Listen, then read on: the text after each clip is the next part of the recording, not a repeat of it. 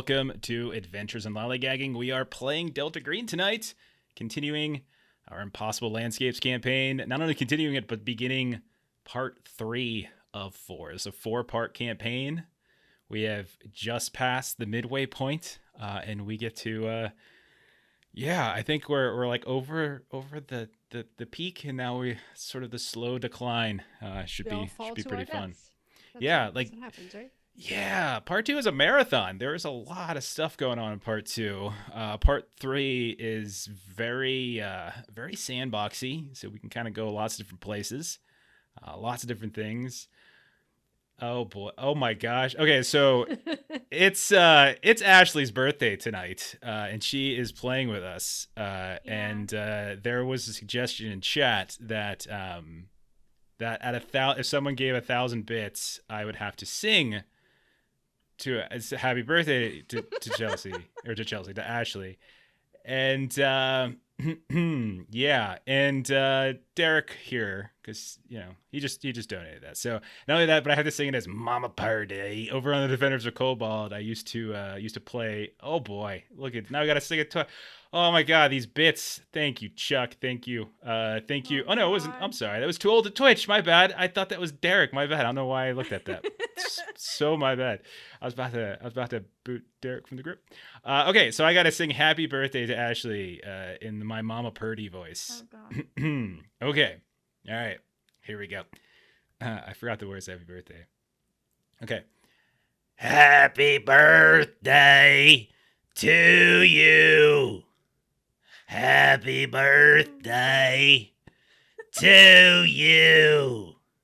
Happy birthday, dear Ashley. Happy birthday to you. Yeah. Something like that. Yay. Yay. Whew. Okay, that loosens up the phlegm for this evening. Oh, you're gonna lose your voice in September. We've got Long and Melissa's coming up next. Oh, I know. Next week, next Friday is Melissa's birthday. Next Saturday is Long's birthday. It's crazy. It's gonna be amazing. Thank you. I too believe that was beautiful. We should clip that and just save it. Memorialize that. Every year we just. When I die in like 3 months from exhaustion, Ashley, you can just have that video, and every time your birthday comes around, you just play that and think of what happened. New opener music. Oh God. Oh, that would be terrible. We'd lose all of our viewers before we even started. Oh goodness. All right. So, oh look, Melissa's giving out some gift subs and everything. Very nice. We got some new people in the chat tonight, so it's nice to see. If you're watching this on YouTube, we still love you. We're still really, really happy that you're watching our stuff. And if you ever get a chance, come watch us live. It's fun. We do all sorts of weird things. I'll get into my normal plugs of other stuff. We play 3 days a week. We stream 3 days a week. After a 2-week break, we're back to Delta Green on Fridays. Saturdays, we're now doing Blades in the Dark for the foreseeable future. We started that last weekend, and we do our first downtime tomorrow, so we're very excited for that. And Mondays, we alternate between 2 different games. We are playing Alien this coming Monday, which is the 20th, and then the opposite of that, we are doing Ultraviolet Grasslands. So we switch back and forth between that. You can catch all those games over on our YouTube channel. So if you can't catch us live for any of those, and you're kind of curious about any of those games, go check them on the YouTube channel. We also play other places. You can catch me and Ashley over at Defenders of Cobalt sometimes. Melissa as well, usually on their Forbidden Lands games. And I often play over at Garblag Games in Steam Still Murder as well. So we're all over the place. Let's get started, shall we? We need to dive in. And we're going to begin, I think, with a summary of where. Oh gosh, there is a clip. That's great. That's great. Happy birthday, Chelsea / Ashley. There you go. Okay, so Impossible Landscapes. So I'm just gonna do a big one for like the whole campaign up to now, but in future starts of episodes, I'll just do like more recent summaries. But here's the big summary. 1995 is when we began. all of these young, bright-eyed, 30-something-year-old agents were called in and sent to New York to work on Operation Alice, which had to do with a missing young artist by the name of Abigail Wright, whose apartment was in McAllister Building and had some kind of weird occult symbol or sign that was found in it, and that kind of alerted Delta Green. You all were sent to investigate, figure out whether or not the unnatural was at work, and to prevent its spread, as per usual. During that investigation, you discovered that the entire building, to some degree, was infected by the unnatural. The tenants of the building themselves seem to have been affected by it to the point where they hadn't gone outside for months. You're not sure if they were eating, even though their food was like months out of date. It still looked okay. They also had kind of some peculiar habits. They seemed to be acting one way during the day and another way at night. And eventually you discovered that the 3-story building was in fact a much higher building, as at night, when you went up into that building, you discovered the night floors, this almost seemingly endless array of additional floors, these endless hallways, maze-like, where some of you got lost, some of you had some weird experiences. And your solution to this, once you escaped from the night floors, was to burn the building down. And you did that by blowing it up and blowing up half of its neighboring building, which has caused some problems for one of the people in this party. Now, after you blew up the McAllister building, you all split up, went your own separate ways, probably got pulled into another Delta Green operation or 2 or 3 or 4 along the way, but not with each other. And then in 2015, you all received separately, as you were 20 years older, in your 50s now, you received an invitation to a birthday party in Boston for Richard Zaloni. But you all were quickly able to notice that this was just code as you were being activated for another Delta Green operation. It turns out that your new handler was a person by the name of Agent Exeter, and he told you about a local psychiatric facility called the Dorchester House, who was missing 4 psychiatric patients who had just poof and disappeared. They were under lock and key. They were strapped down in their beds. There was footage and everything, and there was no explanation for how they left. Not only that, but there was a message on the wall that mentioned Abigail Wright, the same artist whom brought you into this whole story to begin with, who you never actually found during your 1995 excursion. So you started doing some investigations. It turned out your handler was much more than he claims to be. It's possible he might be a demon. It's possible it's very certain actually that he was not always looking out for your best interests, and that he seemed to have been getting orders from a machine that he had in his house that was print up inexplicably various bits and pieces of information about you all and about others, including a couple other potentially Delta Green type agents. Your solution to that was to also burn the building down. Once again, Album set that building on fire while the rest of you nearly set an impossible killing machine loose on a suburban Boston neighborhood. You all discovered along the way a lot of other things, including in your hotel room. In your hotel, you found a missing room that hadn't been there prior. And as you explored it, you realized it had some kind of weird haunting effect where there were places, there were like different things you were getting, including a very thick bureau file in French that seemed to talk a bit about The King in Yellow. Chelsea has read that play, this kind of not well known, but definitely infamous unnatural tome. And during the course of your investigation, you eventually were all kind of led back to the Dorchester House. One of you, I think it was Vessel, found their way there by traveling through a mirror in some weird liquidy realm. Fawn found her way just by going through the front door at night. And Chelsea was attacked by orderlies while she was having kind of an afternoon lunch meeting in the cafeteria. An Album hid in a closet in the basement. But at night, the Dorchester house seemed to turn into something else. It seemed to turn and it suggested that all of you were not actual agents, but instead patients. And not only that, but much like the night floors in 1995, the halls and the levels, and it just seemed to go on and on and on and on. You were treated like you were patients. You even went to group therapy with a Dr. Maximo Friend. You met a few strange individuals, including Timothy Bale, who seems to have some very serious and direct connection to the entire concept of demonology.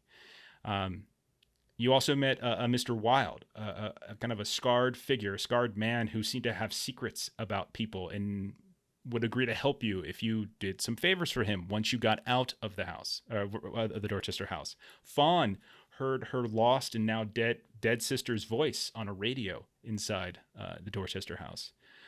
Chelsea had a needle injected into her eye, and then all of this strange liquid that we learned is called Patsu was drained out of her. Patsu that you later all drank when you were trying to escape a giant growing clown that was trying to chase you all down. And after drinking it, you all disappeared and vanished, and you woke up in a home, a building, just a house of some kind, somewhere back in the world. And that's where we're going to start back up with that kind of long, there's a lot of details. There's so many things. I'm not covering every single detail, but that's where we're going to start up. So you all wake up here. You look around, you see each other. Your clothes that you had on prior to, weeks ago, days ago, however long it was between when you entered the Dorchester house and now when you come out, the clothes that you had on when you went inside are the same. You don't have on your slippers anymore. You don't have on your, music a little too loud. You don't have on the robes or anything like that. You just have on your normal gear. Vessel, you even notice there's like a strange, almost like a sogginess to some of your clothes as well.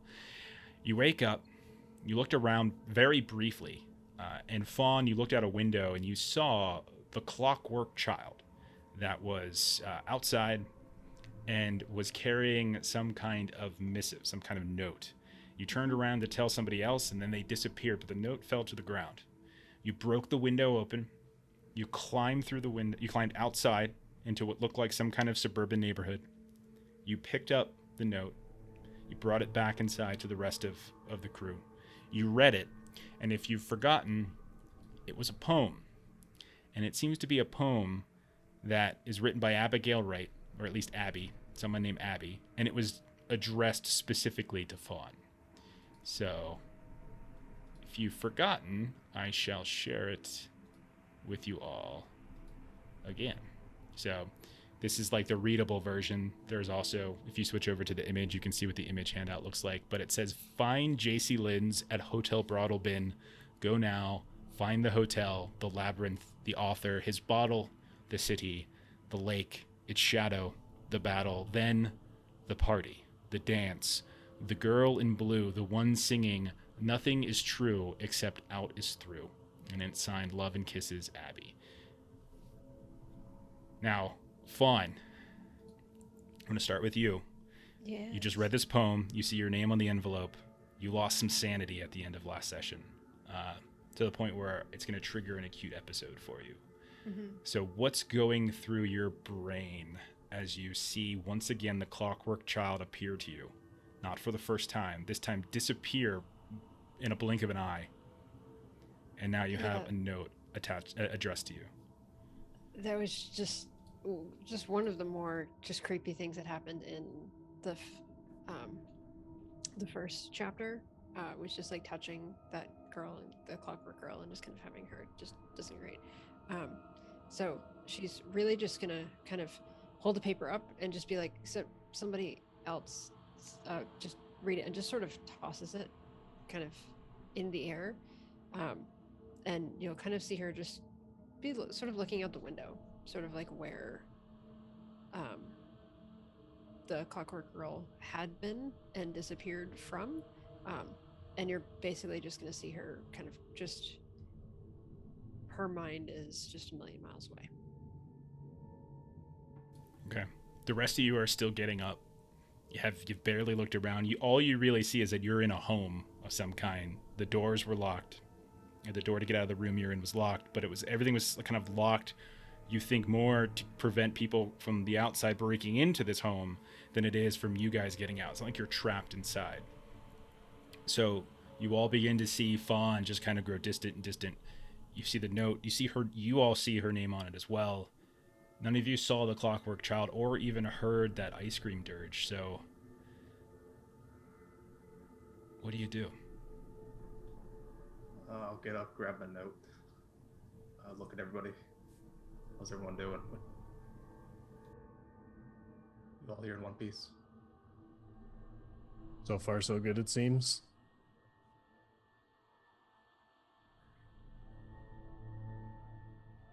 And Timothy's myself. not with us, right? You look around and it's just the four of you. Where's Bale? Why would they be with us? He's already here, right? He drank that solution first, and I assumed he was coming with us since we were walking with him the whole time.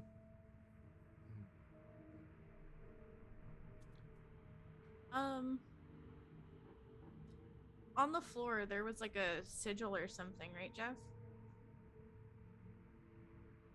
Yeah, go ahead and roll a search test. Alright, so I'm trying to keep track of, we've got some, Melissa, keep track of rerolls. I'm going to keep track of complications. Got it. Damn it. Failure. Okay. 80 over 59. Captain Karayan just threw us some rerolls. Remember rerolls? If it's been a couple weeks, we haven't used, so we use rerolls for, you get once per scene. We can't overdo it, and it's only for skill or attribute tests. So we don't do it for luck, we don't do it for sand, but we do it for skill or attribute. So if you want to reroll, it's up to you. Yeah, it's over 50. I'll try. Okay, go for it. Damn. Okay. Still a failure. Yeah. 79 over 59. You do. There's something about the. So what you're basically looking at, it's essentially like a foyer, and there's like a tile kind of mosaic here that's kind of set up, and there's something about it that's going to keep tilting your head. And I'll say this: you recognize it as. It looks like one of the symbols, probably you would guess from the Ars Goetia, but you can't. Maybe you're a little bit lagged. Maybe you're a little hungover, but you can't quite pinpoint which one it is. So, I think your occultism and your familiarity is enough to be able to recognize it, but not necessarily identify it. So that's what we'll say. Got it. Okay. Okay. What are the rest of you doing? Fawn's still just sort of like withdrawn and distant. Vessel, Album, what are the two of you doing as Chelsea's like staring down at this floor by the front door of this home? I'll notice Album and Chelsea seem to be with their wits, and I'll notice that Fawn seems to be out of it. Mm-hmm. So I'll go up to her and see what's the problem. I think I can do like a roll or something. Yeah, do you have psychotherapy? Yeah, I actually have 10. Okay. Go ahead. I'll say roll psychotherapy, and since you were here when it go ahead and I'll say roll plus 20. I'll give you plus 20 because you're keeping an eye on it. So 30 or under, and you'll be able to give her a hand. I got 28. Okay. So Oh. Very cool. I'll say that you're not quite able to you don't have a degree in any kind of psychology or anything like that, so you're probably not able to like diagnose specifically what's wrong with her. But you did say, she probably mentioned something about, I'm pretty sure she mentioned something about the dirge, the song that she heard, the ice cream truck song, and maybe, I'm not sure if she mentioned anything about the job, but then having this envelope just appear after she broke the window and brought it back in, that it has something to do with it. And so it's just like, and seeing her name on it, it's probably this idea of like she's being targeted somehow, and maybe you can use the fact that she's being targeted, and in fact all of you might be being targeted, as a way to kind of bring her back and kind of rope her back to reality.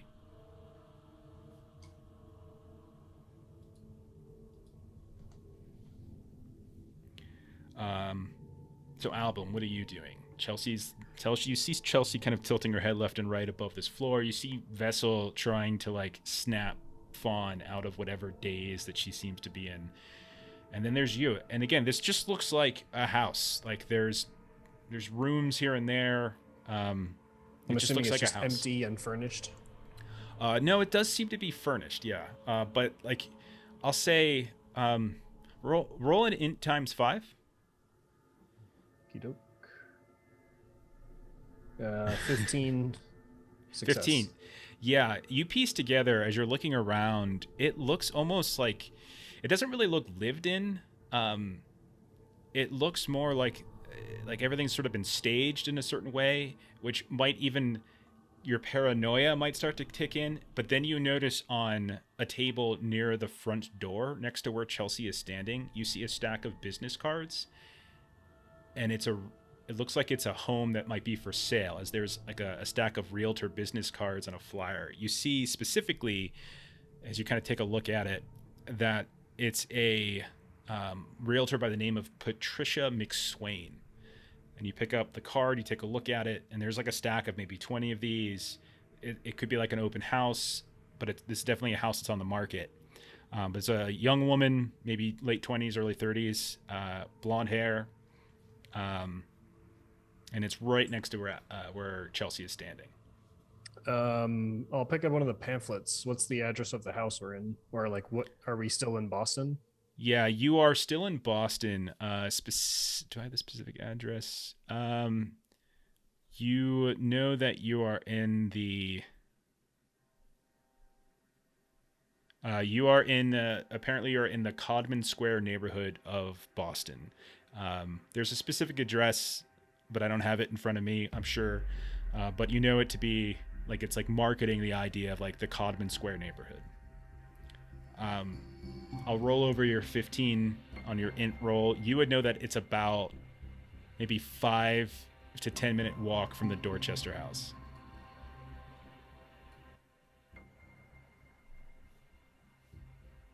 Okay. Are these cards and these pamphlets by this is by the front door, or is this just on like a counter in the kitchen? There's like a key table as you come inside the front door on the foyer, and you can see that like there's like a little setup with her information, and sort of like a pamphlet for like the various features of the house, like square footage, that kind of thing. And it's right in the intro. Yeah, I'll try to unlock the front door and see if it just opens. The door is locked when you get there, but you're on the inside, so it's very easy to just unlock. And so you unlock it, and you push it open. What's your alertness at, Album? 71. Okay. You open the door, and you look to be at kind of like a sort of like a curve or cul-de-sac of some kind, and you can see that there's a whole neighborhood out, in front of you. You see it's probably mid to late morning, judging just from the sun and where it's at. And you can see that there's some activity here and there. You look around, you see some people doing, getting their kids ready to go to school or something like that. Or, you see some of the older people in the neighborhood, probably who don't go to work anymore, are maybe kind of doing some yard work, stuff like that. But then you notice, kind of at the far end of the street, right where like an intersection is, you see like this tall row of hedges, and for some reason your eyes just sort of focus in on this image that you see, as there apparently is a figure that's partially obscured by this row of hedges.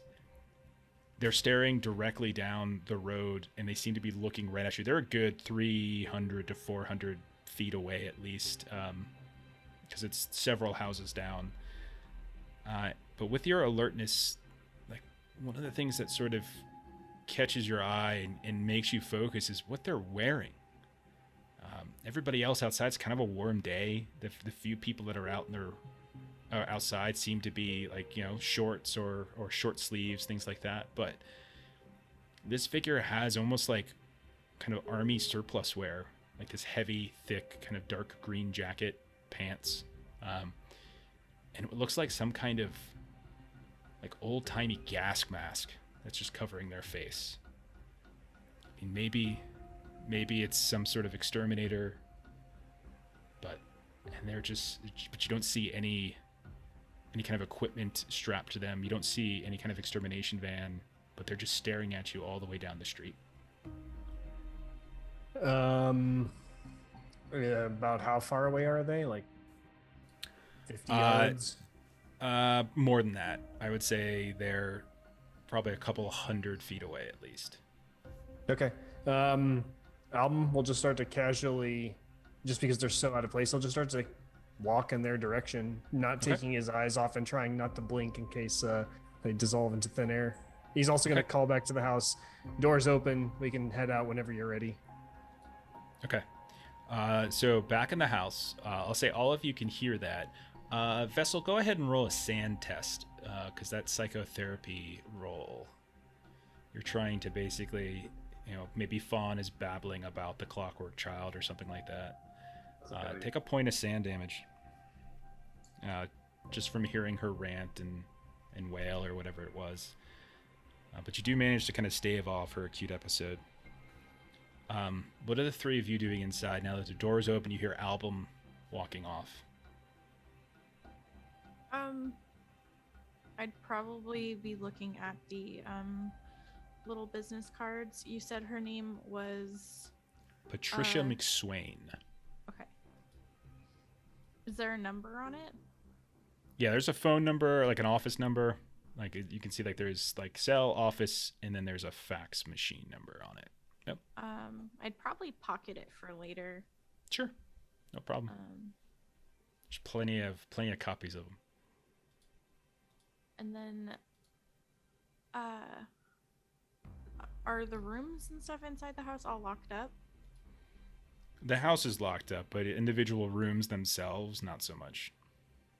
Okay. I'm gonna just start rummaging through some of the rooms nearby. Okay. Yeah, you start going through some of the cabinets and things like that, some of the drawers. You don't find anything. It looks like whoever owned this house is moved out. Like you don't see any personalized items. A lot of the furniture, when you look at, it's probably like rent-a-furniture, like temp furniture to use just for staging or something like that. But yeah, and there's not a lot of it. There's like very simple furniture here and there. But you don't see anything in drawers. You don't see anything in cabinets. Nothing like that. When you check the refrigerator, there's power in the house. It definitely seems like, but like you start flipping lights on and stuff. So yeah, there's power and there's water, but that's about it. Okay. Are you guys ready to go? Album's out there already. Yeah. Looks like Fawn's got her senses. And I'll start looking around for the poem that was in my hand. No problem. You pick that up, and you also notice, like, in the room that you all woke up in, like, you can see some of the things that you all grabbed when you were in the Dorchester house at night. Like, you can see some of the books and things that you took with you, like mental illness in the workplace, for example. Like, one of you grabbed that, and there's a couple things, odds and ends. You don't see anything, in addition to that. So, only stuff that you grabbed from the library and stuff like that. I'm just gonna start collecting all our stuff. Yeah. And whatever you had, like cell phones, keys, wallet, that kind of stuff, like all of that's where it should be. Pockets, bags, if you carry them, all that stuff still seems to be scattered about in here. So I assume you all just collect everything. Yeah, definitely. Yeah. Okay. All right. I would say Fawn will probably go outside, but want to just look around the house a little bit, kind of do a circle around. Okay. Yeah, you give you do a circle, maybe you even go outside and do a once around. It's a nice home. Looks like a suburban home. Probably probably more expensive than you can afford, but not necessarily, it's an older home, but it's like well maintained. The neighborhood itself looks very nice. But you don't find anything at the mailbox and see if there's like a name on the mailbox or anything. No, like there's that? not. No, there's no name. There's just the house number. Okay. And you'll see she's just sort of kind of shaking out the cobwebs a bit, but she'll just kind of look back to Chelsea and be like, so, where'd he go?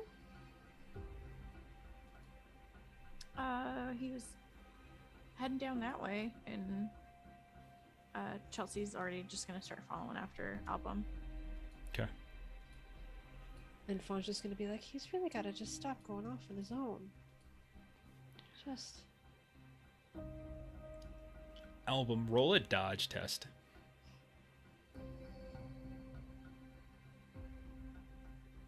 Okay. Fail 40 over 30. So you're just casually walking down the road, and you've got your eyes just fixated right on this figure who hasn't moved. And you're so fixated that you don't notice the car backing out of the driveway that smashes into you. And you go kind of hurtling sideways, fall, slap down onto the ground. You roll around a bit. You take 1 point of damage as you kind of scrape up your arms as you fall. It's not like it's not going to kill you. You don't have any broken bones or anything like that. But when you look up, as the person who backs out is now cursing and yelling at you, like, "What the hell are you doing? What are you trying to do? What's wrong with you?" Like it's your fault. You look up at the hedge and the figure's gone. Of course. Album, being incredibly irritated, says that to himself, then looks at the guy getting upset, points to the car and says, "Pretty sure you did more damage to me than I did damage to you, so it's probably best if you shut up." Excuse and me? then he'll walk back toward the group. And he's just start like he comes around, and the rest of you, as like Album's got his back now to the guy, you see the man come, and he's probably in his 60s or so. You see him come around to the backside of the car as he's inspecting now where it happened, as he's really, really looking to see whether or not like there's any kind of dent. And it looks like he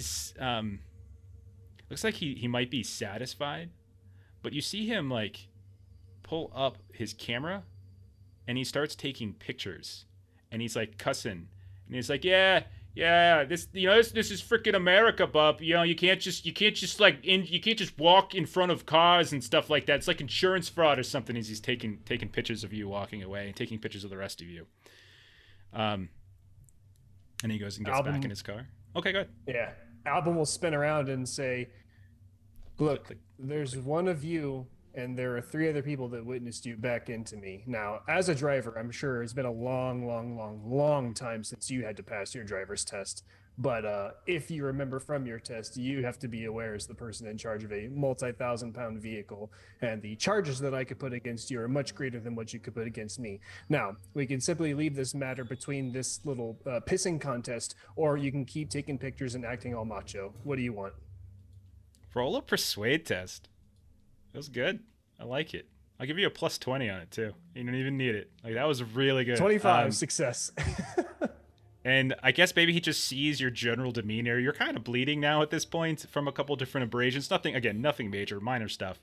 Yeah, flavor text. You look like you haven't slept in a while. Your hair is probably a little disheveled, and the attitude you just give him. And plus, like, we don't really talk about it too much, but Album has you kind of can have an unsettling appearance at times as you kind of stare people down.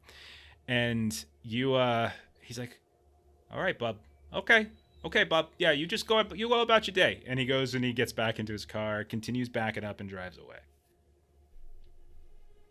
Album will walk up to Vessel and say, "I don't know if any of you saw a guy behind those hedges," and he'll point back in the direction that he's walking. And he's like, and then Album will say, "But once I got hit, it disappeared. So whatever that was, probably not natural." No, I just thought he could run over. If Oh, I was yeah, concerned that. you were gonna get shot and not just hit by a car.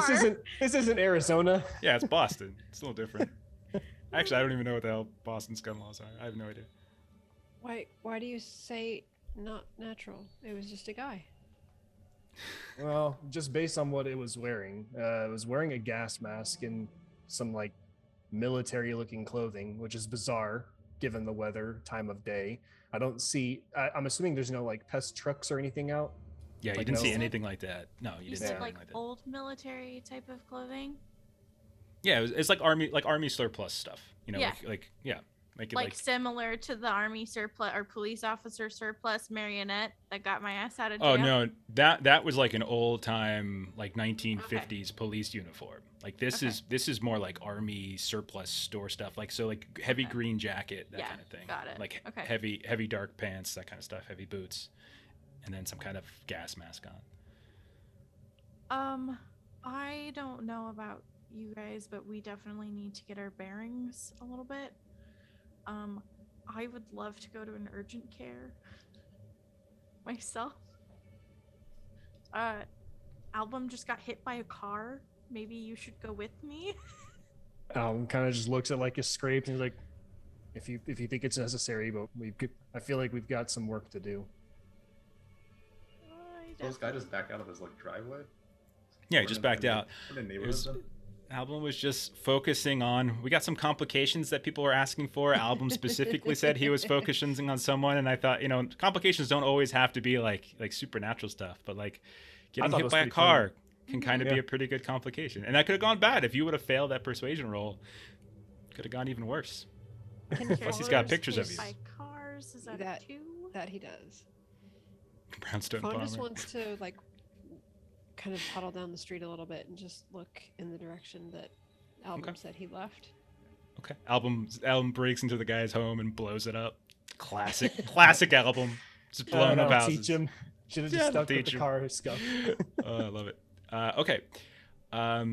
So you start moving down the road, come to the intersection about where the hedge that Album was pointing at, and yeah, you see nothing. You see light traffic in the neighborhood. Again, you'd think it's late morning. By the look of it, it's probably a weekday. You're not sure. Compared to like the Saturday when you were in Exeter's neighborhood, like where there were a lot of people around and doing things on a Saturday morning. Not as much here, so it's possible there could be people are at work or at school, things like that. But there is there's some cars moving about here and there. So can I check my phone to just verify the day of the week? Mm-hmm. Roll a luck test to see if your phone still has charge.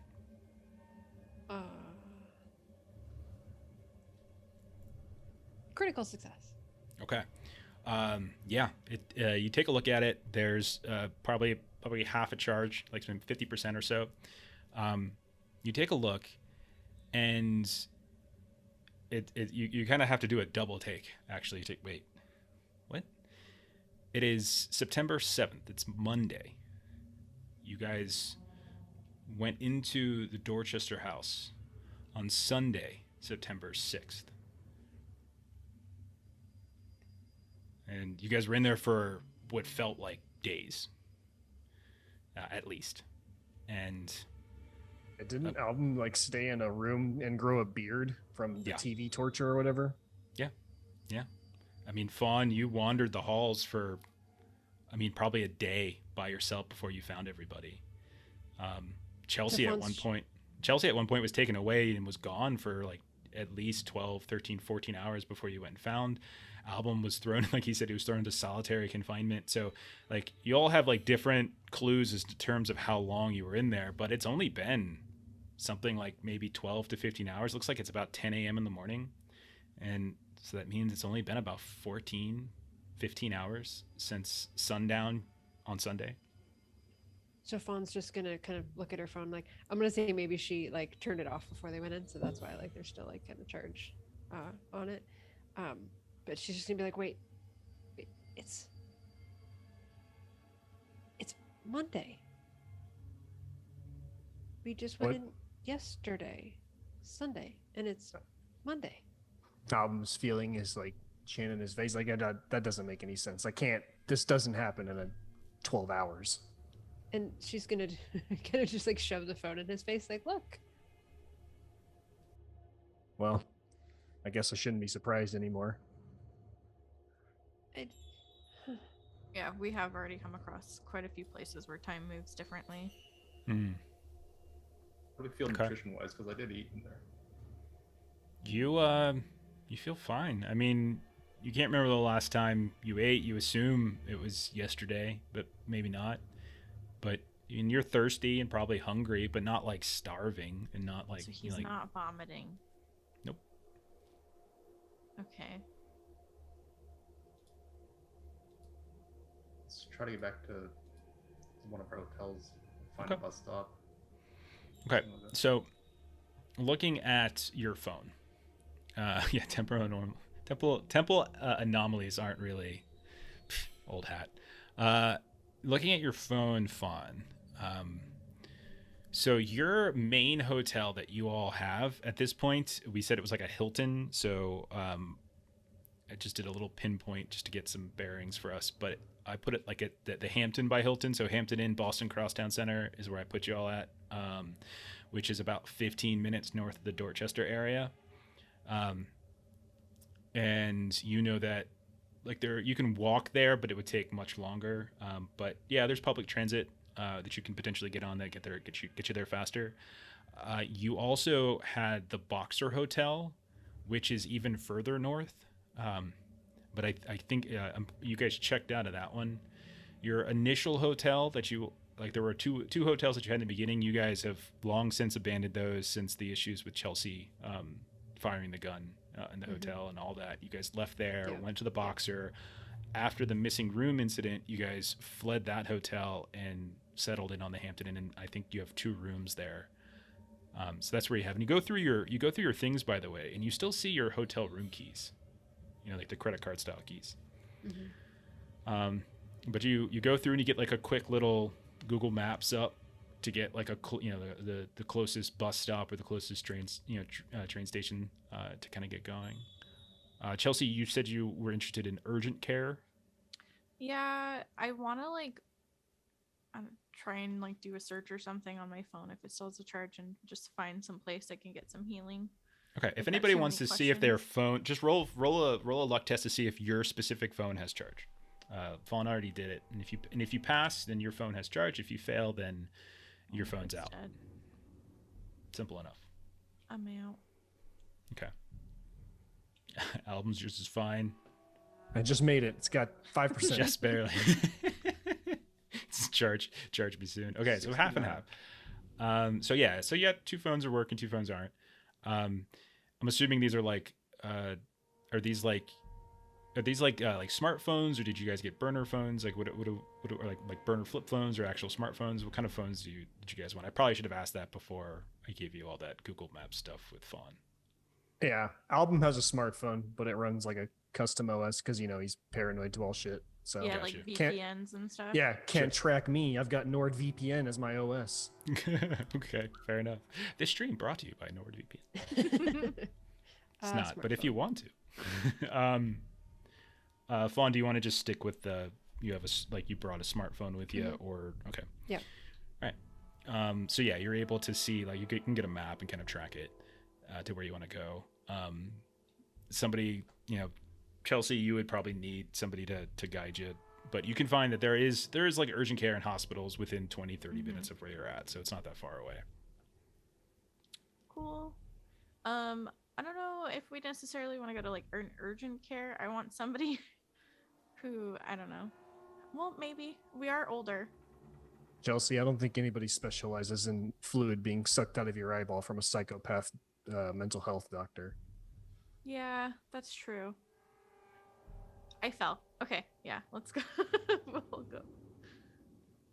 Yeah. And the nearest Okay. next care. Okay. Is everybody going, or are you all going somewhere else? Or are we splitting up? I'll tag along with Chelsea since I'm bleeding. Okay. So Chelsea and Album. I mean, if you're all just kind of going, getting on public transit, is that what you're doing? Just getting on a bus and taking a bus somewhere? Okay. Yeah. Same thing with Vessel and Fawn. Okay. And all 4 of you staying together, or are you going to split up and like Vessel and Fawn are going to go back to the hotel, and Chelsea and Album are going to go get some healing or something? Yeah, I'll break off. Yeah, Okay. I think it would look weird if we all went. Okay, so Vessel's Agreed. breaking off. Fawn, are you going with Vessel? Yes. Okay. So we'll say, just for simplicity, like you guys are at the same bus stop, but you're taking different buses. We'll just say that. So yeah, you take a look at the time too, as it looks to be around 10:30 or so in the morning. But you wait around.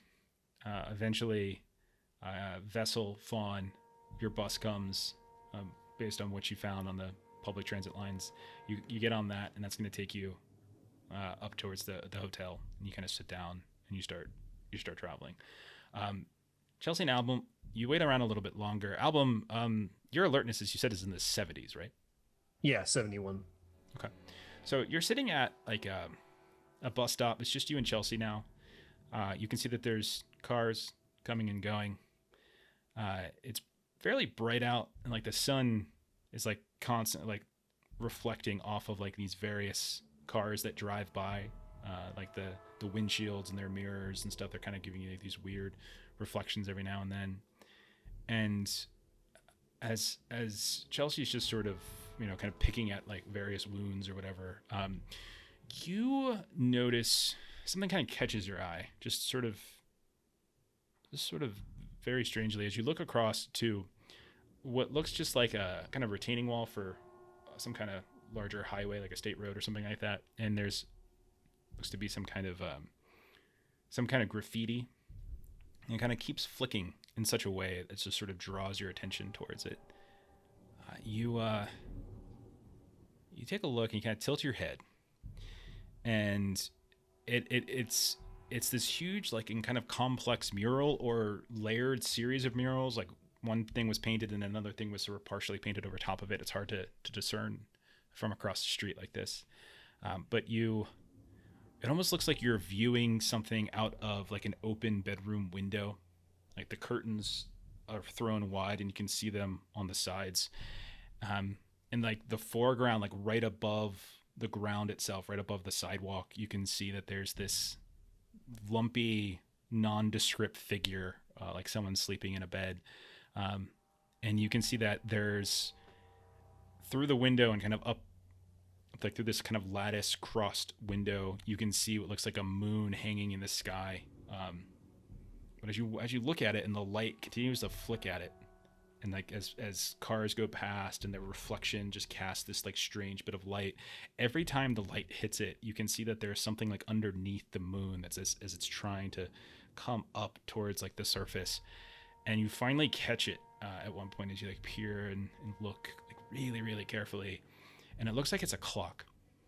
And you can see like the flickering shadow almost makes it look like the second hand is like ticking, but the minute and the hour hands aren't. And you look at the time and it's 6:16. It's 6 o'clock, 16 minutes past. And it's just there. And every time a car passes and casts that light, you can see the clock emerge and the shadow cause the second hand looking like it's ticking. We're sitting at a bus stop, right? Mm-hmm. And that's across like a four lanes of traffic. Is there anyone else around us? There's some pedestrians here and there, but no one else is waiting for the bus. Just the two of you now. Okay. Well, we'll just kind of lean to Chelsea and point to this like graffiti mural and like state what he's saying. And he's like, am I just seeing this, or can you see this happening as well? What's your alertness? 34. Yeah, you look over and he explains like this clock. He explains like this window stuff and 6:16, and all you see is a kind of a poorly painted Pepsi logo, but instead of the word Pepsi, it just says penis. Album, go ahead and roll sand. I'm taking sand damage from a penis. I succeeded. You are not taking sand damage. You're not taking sand damage. Don't we all take sand damage? I just did personally. It's like the perfect. It's like it just kind of looks at it, and you look at it, Chelsea, and it's just like this crude mural. It's just some disgusting kind of crude mural, and it's like I think you're reading into things a little too much there, Album kind of thing.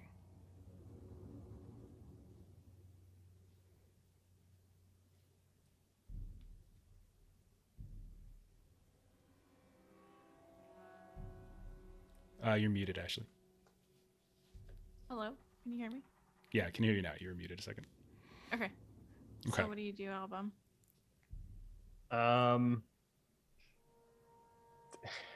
So can I see it the way that Chelsea sees it, or do I just see it as this mural Yeah, you look over there now and you see exactly what she sees.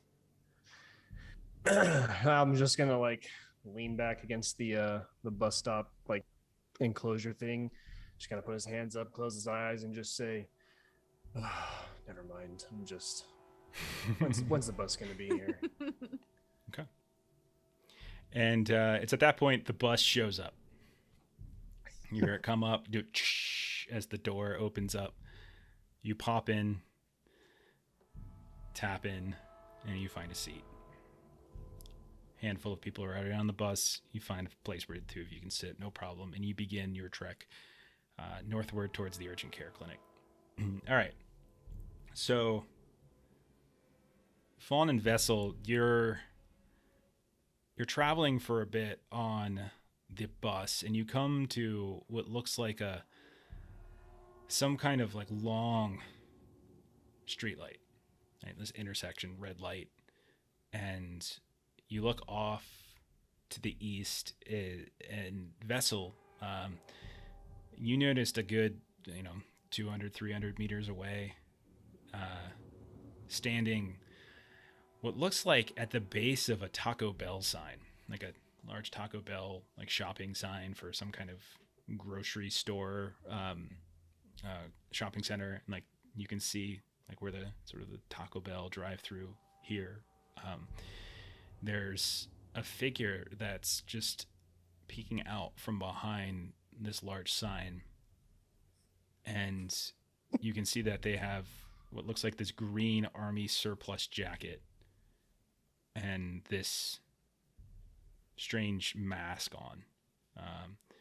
No one really seems to be paying any attention to them, because you see pedestrians like kind of walking past. No one really looks, kind of pays attention to them. But as you're looking down, like you heard Album's description, and you look up, and lo and behold, there you see like the exact description, and it's staring down right at your bus. I'll wave at them. You're What what? are you waving at? I'll wave. At You them. wave? Oh, there's no reaction. And you're not sure if they can even see you as you're standing in a bus right now, and you're looking out a window. What And are they're you, several hundred feet away. Vessel? What are you doing? Nah, don't mind me. I'm just waving at someone. They were looking at me. Try to look to see what he's waving at. What's your alertness at? 38.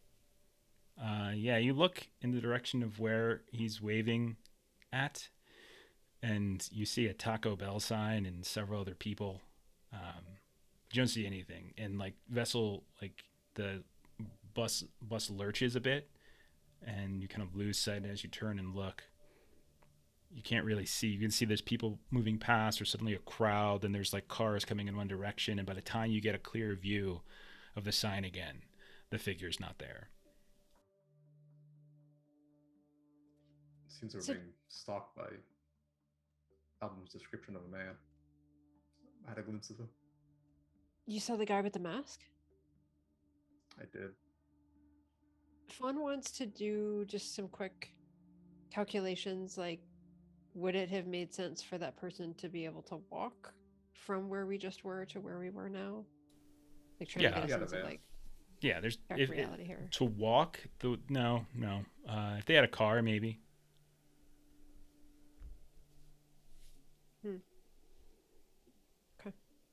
Can I be Googling something while the bus is moving? Sure. What are you Googling? I would like to Google the name JC Lentz Oh, okay. that was on the palm, Okay, because step one was find JC Lentz. sure. Okay, let's see. And you're just Googling. Yeah. Can roll n times 5. If you've got computer science, you can roll that instead, if that's better for you. I do not have computer science. Let me know how you do. I success 9 under 75. Okay.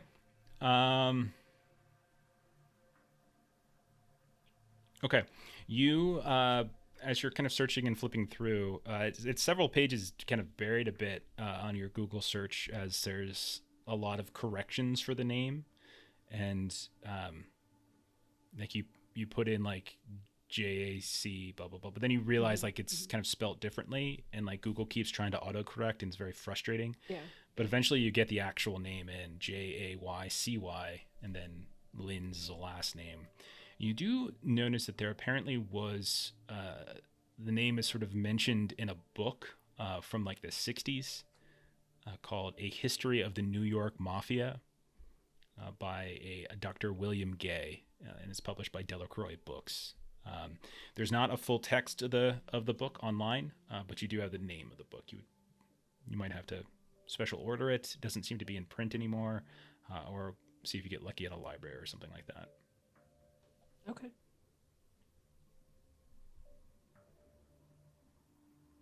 Okay. And now that I have successfully done that, I will stop doing that so I don't get car sick on the bus reading. Okay. Oh, good. All right. Fair enough. All right. Chelsea and Album, you, the two of you, I'm going to switch back over to you. You make it to the urgent care. You go inside. Looks like it's not too busy, but it's not empty. There's probably another 10 people or so in a fairly large kind of waiting area. You see a fairly big like on a welcome counter. You go in, you write a name down, as they need your name and some various other contact info. Chelsea, what do you write? What name do you put down? I give... Oh, I didn't open that document. But my other alias, I put down Rosemary Norman. Gotcha. Because that's the insurance card and all that I have on me right now. Okay. Like all my info. Sure. Okay. So yeah, you start filling out the forms and things like that. While she's doing this, Album, what are you doing? Yeah, if I'm also filling out the like check-in documents, I would just put my fake ID down, Marvin Hurwitz. Okay. Got it. And you have, let's see, I would assume you all have like alternative identities and stuff, like you would like Chelsea has, like you would have actual like fake insurance forms, things like that. Okay, or insurance cards. Okay, fair enough. Okay, the two of you are sitting around filling out your forms. Every now and then, someone comes out or calls a name. Album. Your alertness is again at 70 something. Yeah, 71. Okay. As you're kind of sitting there and like you have to, like, you maybe you forget a number of something. You kind of look up and you think, what was that number? The door opens up and you can see there's a very large, heavy set man who calls a name. Just sort of like looking around at the rest of the people. You don't see anyone immediately stand up, but you hear them call it again, like David.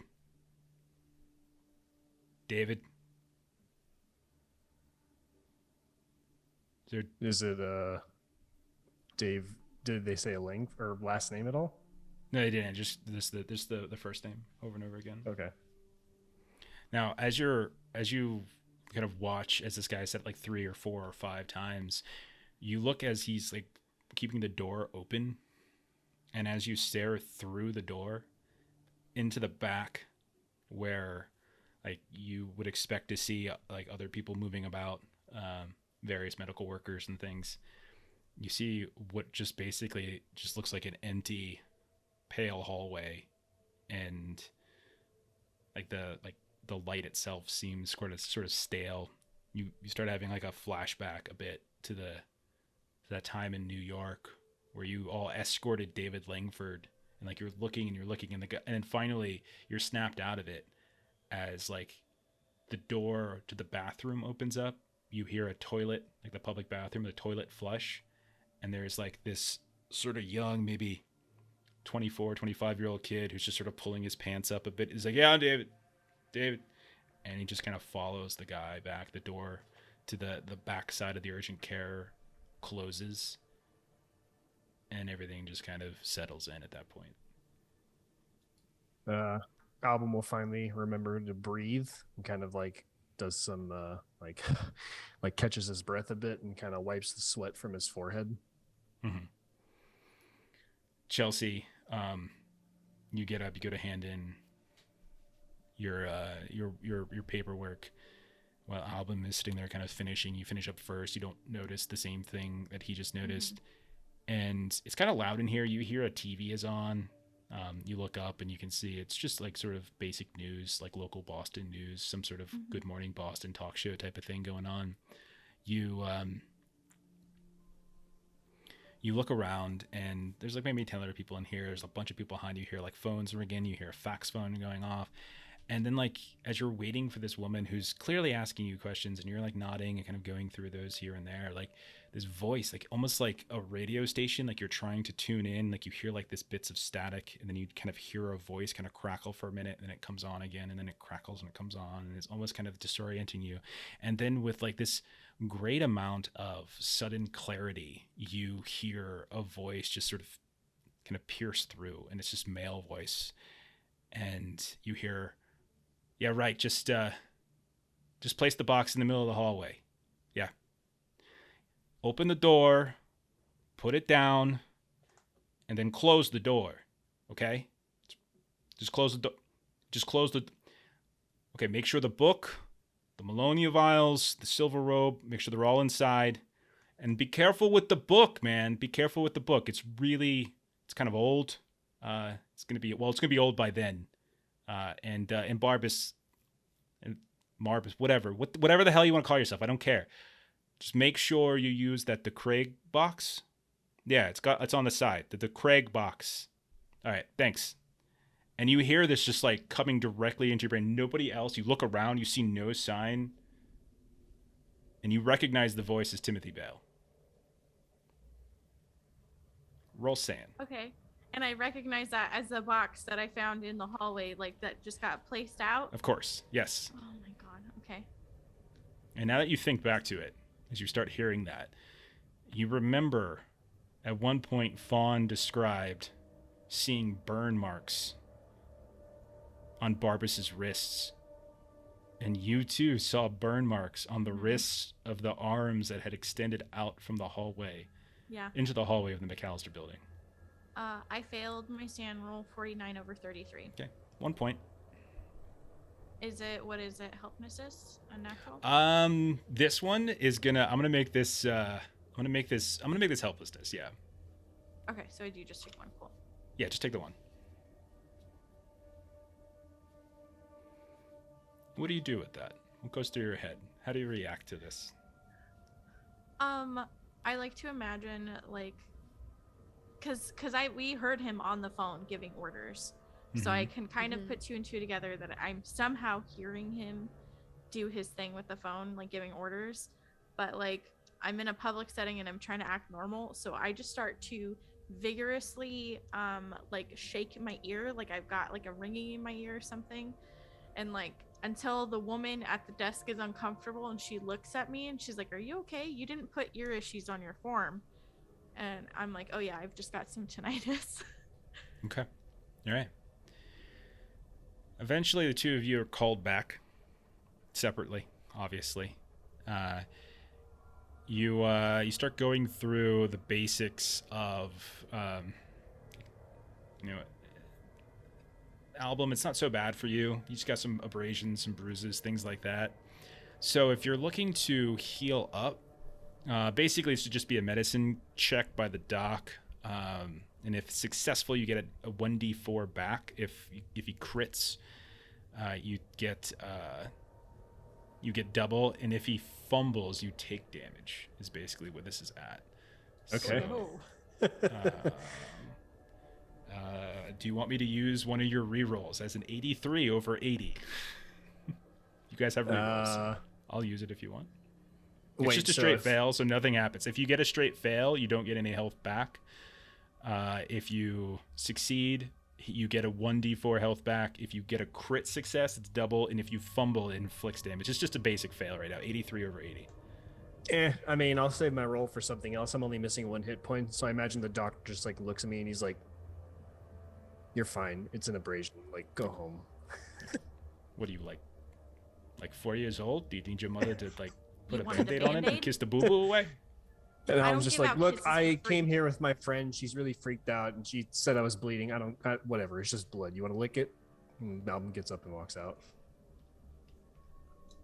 Okay. He's like, do I want to lick it? What the fuck is that kind of thing? All right. All right. Then Ashley, same thing happens to you, except this time, if you recall, Ashley, you took the damage from gunshot wounds. Yeah. So when the doctor comes in, it's a woman, probably in her 40s, and she's got like kind of, blonde hair, barely going white. And she says to you, she's probably nearing 50, and she's like, what can I help you with today, miss? It's just you didn't put down anything specific on the sheet. What can I do for you? And that's just when, because like one of them was up here on like her shoulder. So Chelsea's just like, I had this like old wound, and it's flaring up. It's really giving me some problems. Okay. So you start peeling back the like your shirt on your shoulder, and as you do, you realize that it's like matted down, as like there's liquid there, as it's been bleeding recently. And she looks at you and she's, oh, okay. And she takes a close look. Ma'am, what happened? I was in a I don't know if it's like a crossfire or something. I thought it was my old wound, but my head really hurts, and a crossfire? And this is a bullet wound. yeah, there was like stuff happening in an alleyway, and I didn't think I got hit, but I could have been wrong. She says as she looks down, and it's for real bleeding, and she's like, if I might have some other ones. You think you have multiple gunshot wounds? Yeah, and then she'll start like checking the other two. And she takes a, oh my God. And like you can see that like they're aggravated. Like you can see like as if they've been recently kind of aggravated. They're kind of bleeding to some degree again. Ma'am, I think we should get you to an emergency room. This is urgent care. We don't really deal with gunshot wounds. Okay. When did this happen? Where did this happen? Did you call the police? You can see that she's starting to get a little worried, a little panicked at this point. And like Chelsea's just gonna bear down. Like I hit my head really hard. I don't. She starts flashing, and and she's writing stuff down, and she's like kind of whispering: concussion, multiple gunshot wounds, disorientation. And she opens the door, and she's like, "Can I get in? Can I get someone else in here? Can I?" And so somebody else comes into the room, another doctor, and they start, doctor or medical worker. We've got a woman, multiple gunshot wounds. They appear that relatively recent, but I can't find any evidence of exit wounds or bullets. Have you gotten medical attention for this before, ma'am? Not that I came here. Ma'am, I think what we're gonna do is we're gonna call the police, and we're gonna call an ambulance, and we're gonna get you taken over to a proper hospital, and I'm sure that the Boston PD is going to want to get a statement about this alleyway. And you're not sure if she says it in a way that where like she doesn't believe you, but you can get a sense like your story is really strange. Yeah. Your wounds are very strange. And what are you doing with this? God, I don't want to involve the police. We shouldn't have come to an urgent care. I mean, she needs the medical attention. Like at this point, like she can recognize that she does. She'd be like, it really hurts. If you could get me to the hospital, like she's gonna play up on like trying to accelerate that. Well, one of them will definitely help you out. Nonetheless, I mean, you still have wounds, and so they're helping you, and they're calling in an ambulance, and as they're waiting for kind of an ambulance, so they're still going to address your wounds. They're going to kind of, you can go ahead and take. Let me public this one. Wow, 4 points of HP back as like she's just like kind of cleaning out the wounds themselves, and like you can see like this is so strange, like, and she's kind of mumbling to herself. Outside, Album, after you're let back out and you're kind of waiting around, you look through the window and you see a police car pull up into the parking lot of the urgent care, and shortly thereafter, an ambulance. We're gonna cut over to Vessel and Fawn now. No, what is Ashley and our like early chapter shenanigans with police? You guys make it back to the hotel just fine. You get off, you walk like an extra block and a half, and there you are at the Hampton by Hilton. You walk in the lobby. Well, maybe you even look to see if your cars are around and such, but you don't see them. They're not in the parking lot. The last you saw yours, Fawn, it was at the Dorchester house, and the last Album had his. It was at the Dorchester house. So both your vehicles, as far as you know, are in the parking lot at the Dorchester house. But you go inside, go up to your rooms. You can see as you're walking through the lobby, like, you know, people are like, welcome back, you know, as they're kind of kind. They look up and they kind of wave at you. You make it up to your rooms and you go inside. Keys work and all your stuff's there. Last we were in the Samagina's home.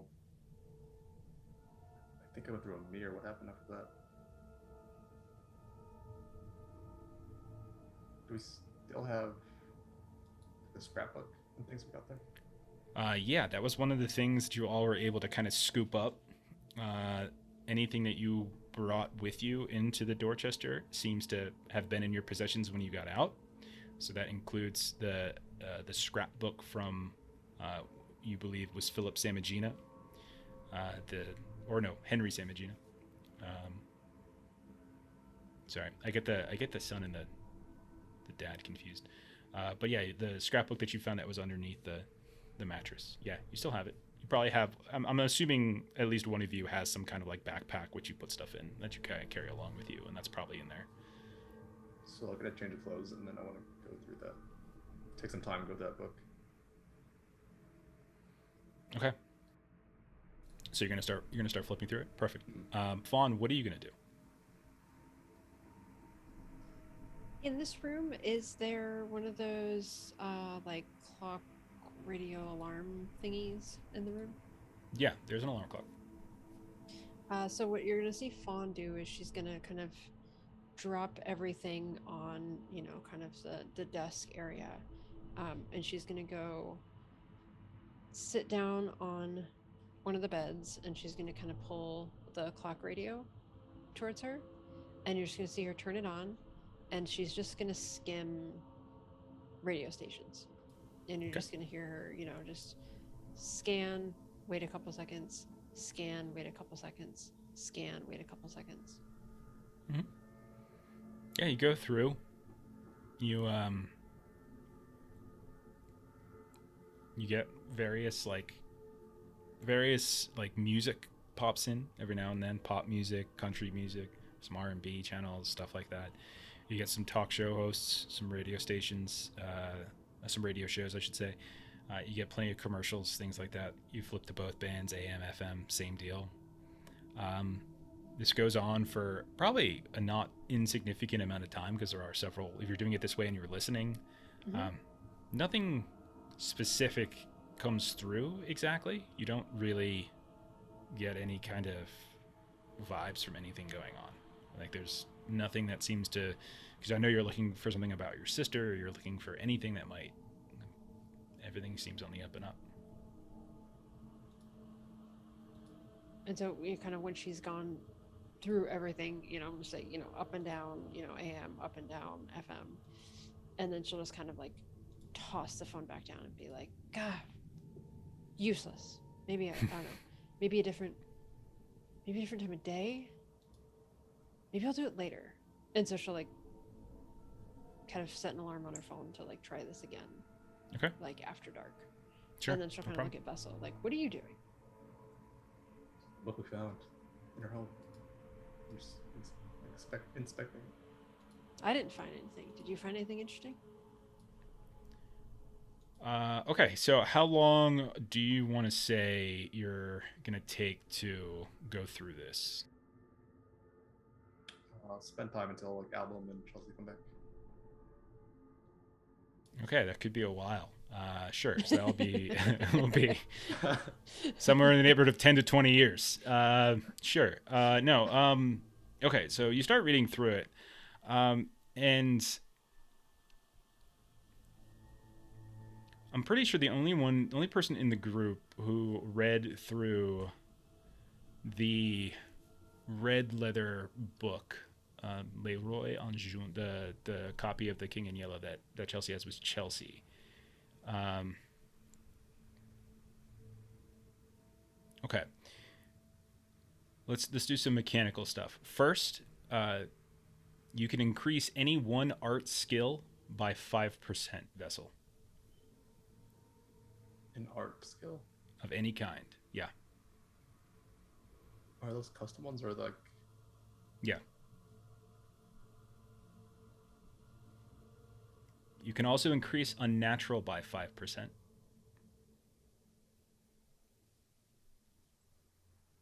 Nice. And then I need you to roll a d6 plus 2. Possibly not so nice. A 7. You just lost 7 points of sanity. Holy. Wow. As you spend the entire afternoon into the early evening, having not eaten, drank, anything like that, as you begin reading through this, and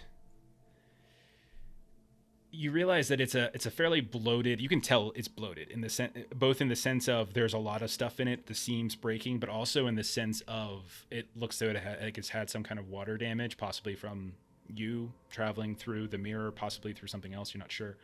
But it looks like it's a horrifically maintained scrapbook that is put together by, from what your investigation led, a fairly deranged child, a teenager. You can see there's magazine clippings, pieces of paper, and what appear to be flyers, photos, and even coupons. And many of them are accordioned up, folding or fraying, and they're kind of you can kind of fold them outward, almost like they're a pop-up book. The front of the scrapbook reads "The Phantom Saith" in silver paint pen. And as you're reading through, you realize that you are reading through some kind of story.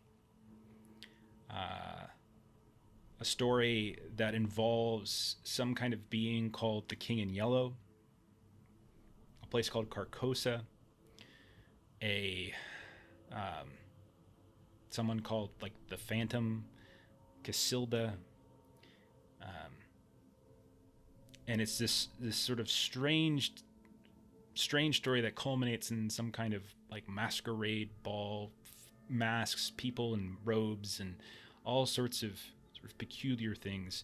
But the thing is, it's not typed. It's like serial killer pieced together, as there's thousands of these disparate sources, and sometimes it's from like a single word or a series of words that are cut and pasted together with great and just deranged like intensity and sort of focus.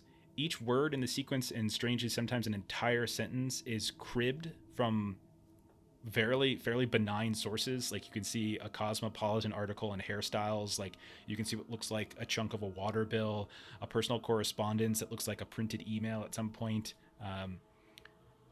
and all of it's kind of glued together to make this text, of which you now, by the time you finish it, is a homemade version of the play The King in Yellow. You and when you're done, what are your disorders? Because you just took 7 at once, and by the end of it, I mean we're talking temporary insanity. I think actually it doesn't even need disorders. It's at 7. As your brain begins to sort of melt with the possibilities. So you read descriptions of this Carcosa that sounds remarkably similar to that massive cardboard model that you looked at inside of his bedroom. You hear references to people wearing masks, and you've seen people wearing masks. You hear something about a yellow sign. You hear something about the king, and all these things are sort of wrapping around and making this sort of deranged sense to you. As if I recall, I think it's 5+. I just want to double check something really quick. Occurs when an agent loses 5 or more points of sanity in a single roll.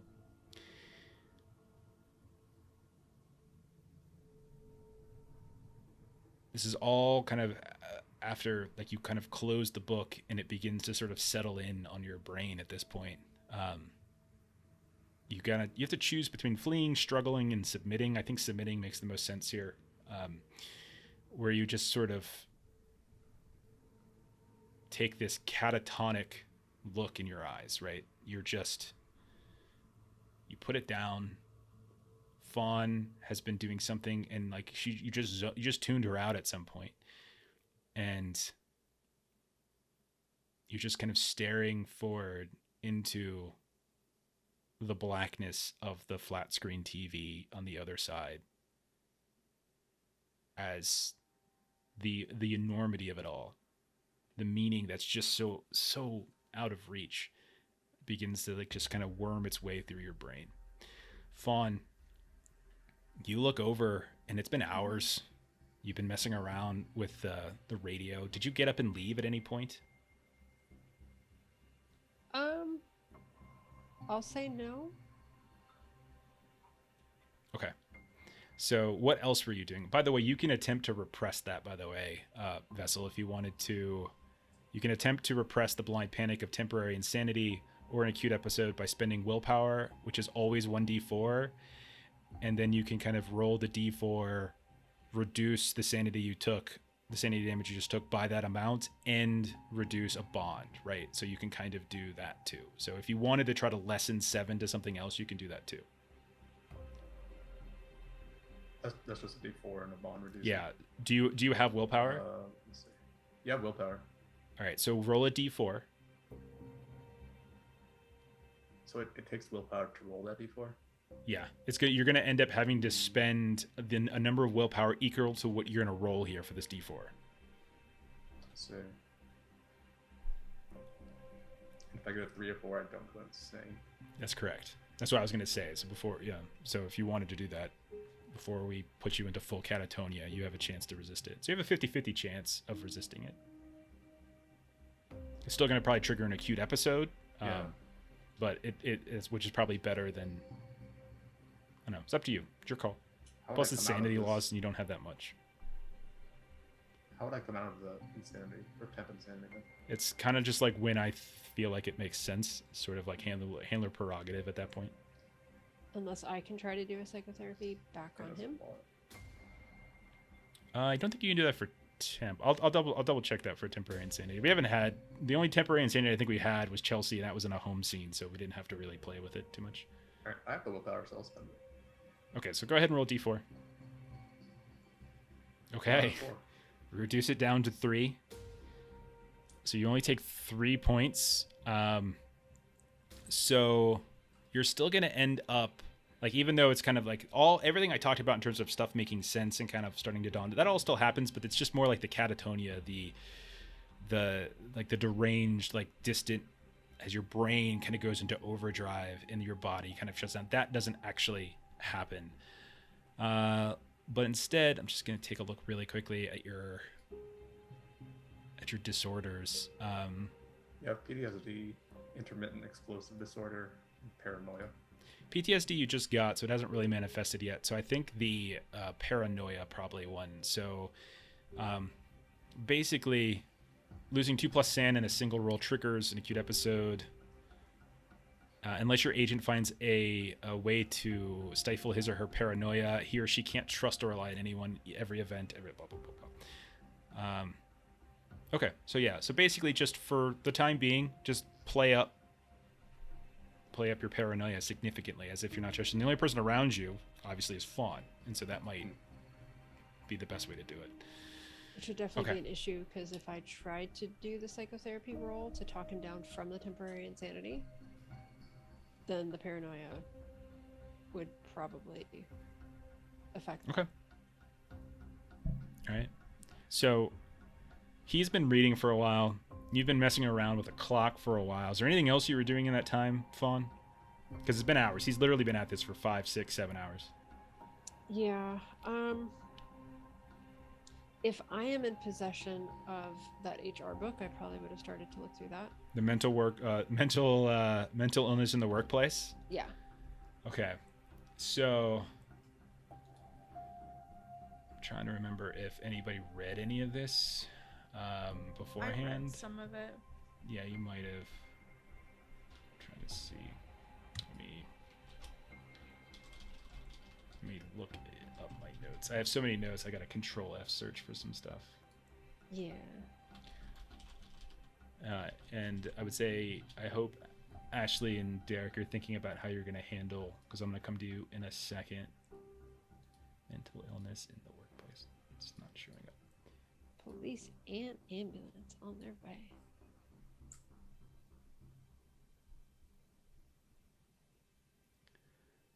All right. There it is. Okay. So you okay, so you start reading through the mental illness in the workplace one, you said? Yeah. All right. So I remember there were some scenarios. I just didn't know if there was anything else that could be gleaned from that book. Yeah, I'm pretty sure Chelsea read through it, but I'm just checking in on my notes really quick to make sure to review it. But yeah, I'm pretty sure I gave her all the info already.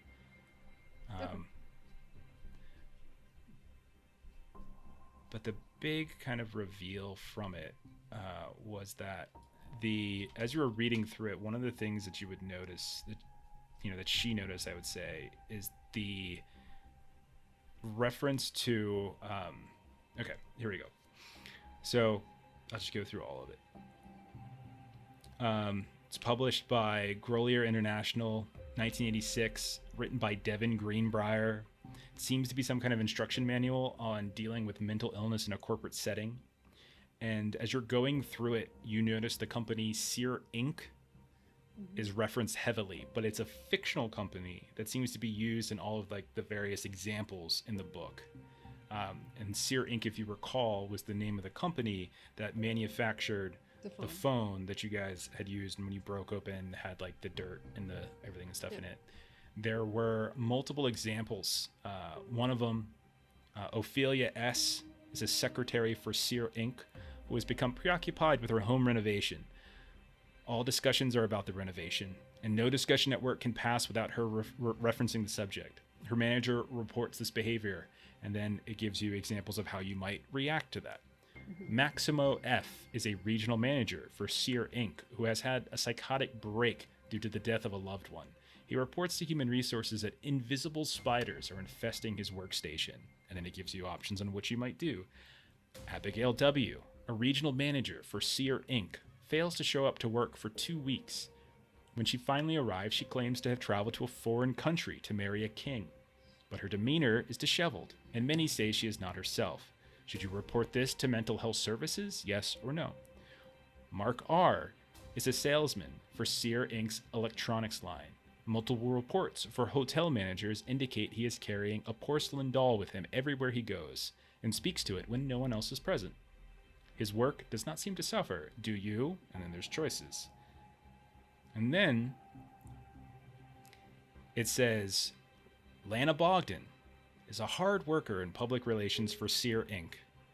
One day, she begins to talk about how her entire life is actually a giant ongoing play being put on by some unseen supernatural entity, like a god.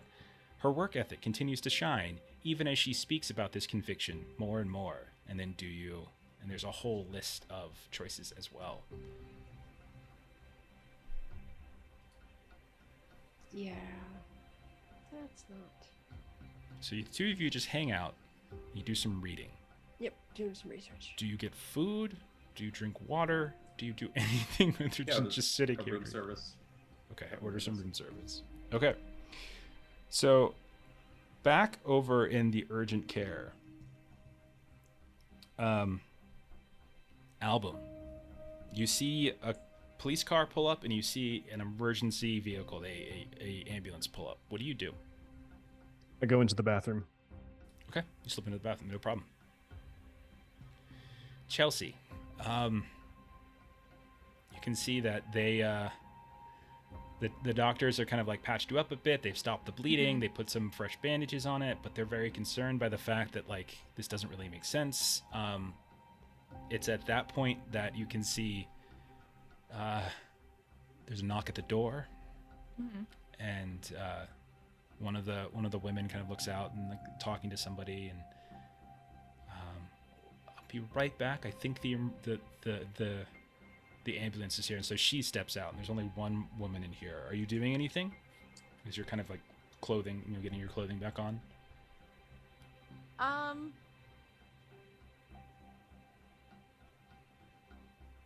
No, I'll go to. Will I get? Can I get more healing if I go to the hospital or no?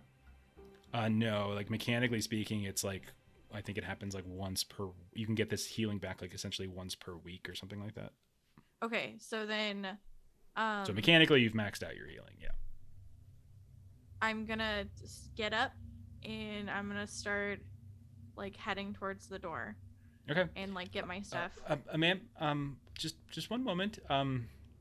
Just one moment if you can. We're going to. They're going to come in here. And then once they kind of could, we'll kind of do a handover. It's just sort of some technical things and sort of legal things. And then, I'm sure the officers might want to have a word with you. I'm not sure if they're going to talk to you here before you go to the hospital. I don't want to go anymore. I understand that, but you just reported a shooting, and you have bullet wounds, ma'am. Yeah, and then she's just gonna keep pushing out to walk out. Okay. So in that case, then you're gonna have to roll something. So if you're gonna try to physically push your way past. No, I mean, I'm just gonna ask her to. Am I being detained? No.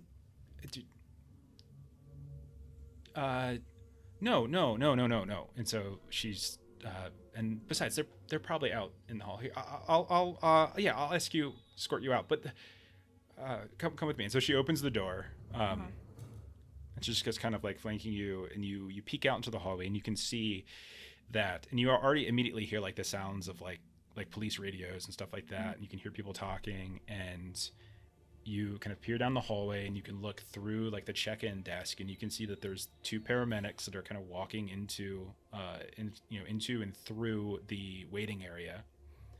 And you can see what looks like, possibly a cop. You can't quite see it. So okay, it's just this way. And so she's like kind of got one of her arms kind of lightly behind your back, but not really touching you, and the other one just kind of extending outward towards like where the exit is to the waiting area. Yeah, and Chelsea's gonna like kind of stop before we fully go out there and just like let her know, like, I have issues. Not issues. I was stalked by a police officer, so I really don't want to go out there or see them. I know not all have issues, but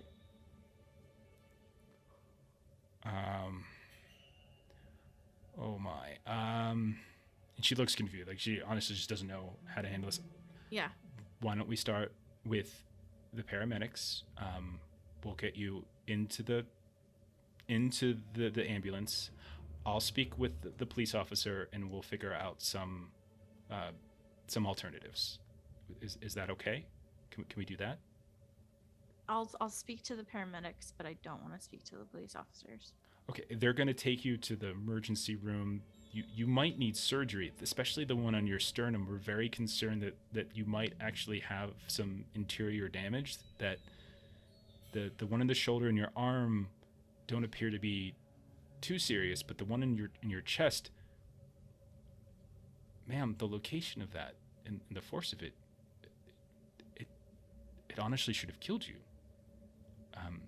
We should really get that looked at, and especially since you have such problems with your memory, you're having head issues, and we're concerned. So we'll just get the paramedics to take you over to Boston General, and and I'll speak with the cops on your behalf, and then we'll see what we can do. We'll see if we can get somebody else out to speak with you at the hospital. Is that okay? As long as I don't have to speak to them now, I don't want to. Of course, yes, yeah, sure. And so you can see that she steps forward and like she kind of looks back at you, and she gives you like this smile and stuff, like a kind of reassuring smile, and she sort of says something to one of the other doctors who's in the room with you. Mm-hmm. She speaks with the cop. The cop looks up, looks towards you, sees you. Just kind of, he gives you kind of a curt nod. Nothing familiar about him. You don't recognize him or anything. Yeah. He just gives you sort of a nod, and they kind of walk away. The two paramedics come up. They kind of flank you, and they just kind of go through this whole rigmarole. Long story short, you get into the back of this ambulance. Yeah. And you have two people in the back of the ambulance with you, and they're kind of like asking you, going through the same types of questions that the people inside urgent care are asking you, like, how did this happen? When did this happen?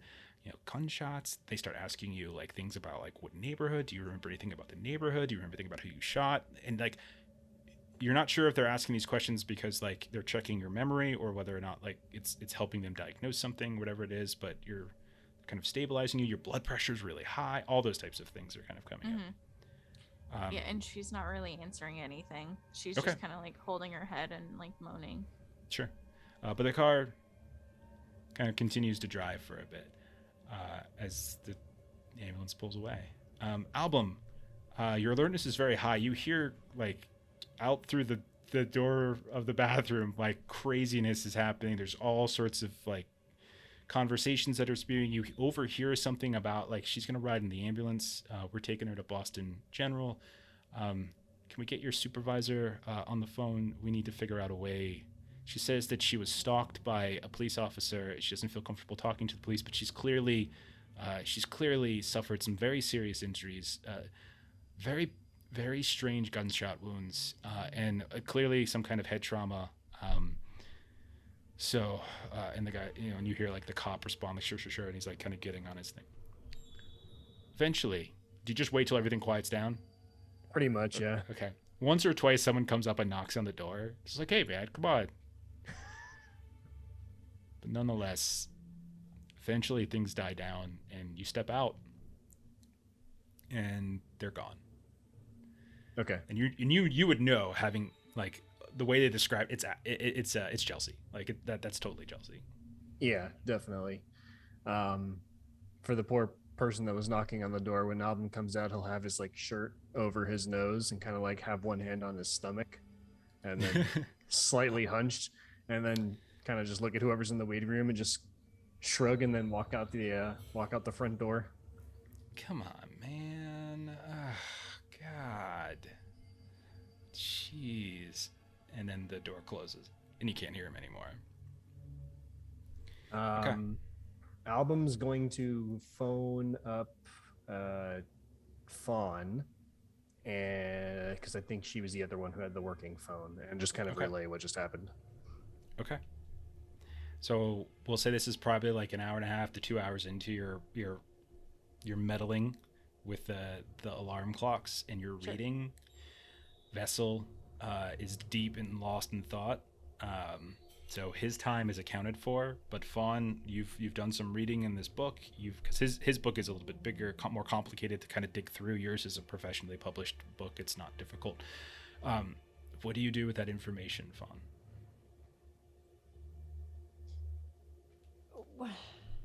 So kind of the phone call, just like, how are we going to get there? Our cars are at the Dorchester. Well, I figure there's really nothing that we can do. None of us have a medical background. Every time we show up to each other's aid in various ways, it just draws more connections and just draws more visibility. So I think that we'll just have to wait for Chelsea to get out on her own. She knows what she's doing. Do you want to just hop the bus over here? Yeah, I can come back. I just thought I'd give you both the heads up of at least her general location, Boston General. I don't know the process behind how long it takes someone to get discharged for something like that. If she even gets admitted, she might hop out of the ambulance and peace out there. But right. I'm on my way back now. All right, we'll see you shortly. Okay. So you're just gonna head back to the hotel, Album? I think so. I don't really have any other leads to follow right now. Okay. So you manage to hop into onto another bus or public transit, and you work your way back to the hotel. By the time you get there, I'll say that Vessel and Fawn, your reading is probably commenced between the waiting time for Album, him seeing somebody, and then having to wait inside for a very long time, then wait for the bus and all those things. Like several hours have passed. And so we're basically at the end of the afternoon into the evening, so maybe like a 6 o'clock-ish type of hour. What do the three of you want to do? So Album's going to ask, so what the hell deal do we make with the devil to get us out of that place? Yeah, there's the Navy. What do we... Before that happens, when he first shows up to like the hotel door and he knocks or tries to enter, I'm in my state of paranoia, so I'll be like, who is it?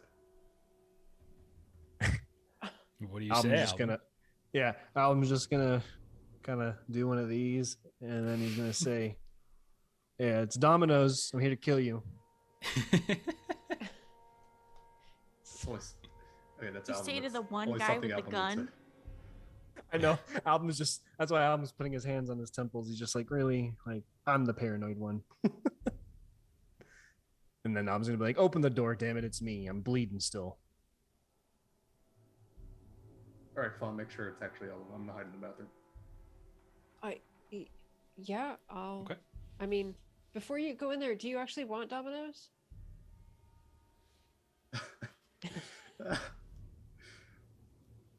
I'm assuming you don't respond. But I'm just gonna go over to the door. All right. So, Vessel, you go into... That is a good question. Vessel, you go into the bathroom. Maybe you sit down at the toilet, do a little thinking, splash a little water on your face.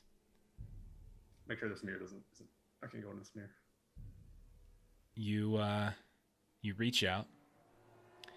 You touch the mirror, and you can see it ripples like it's the surface of a pond, and your finger ever so slightly dips into it, but not fully. Yank it out. You yank it out completely. I'm messing with it. Okay.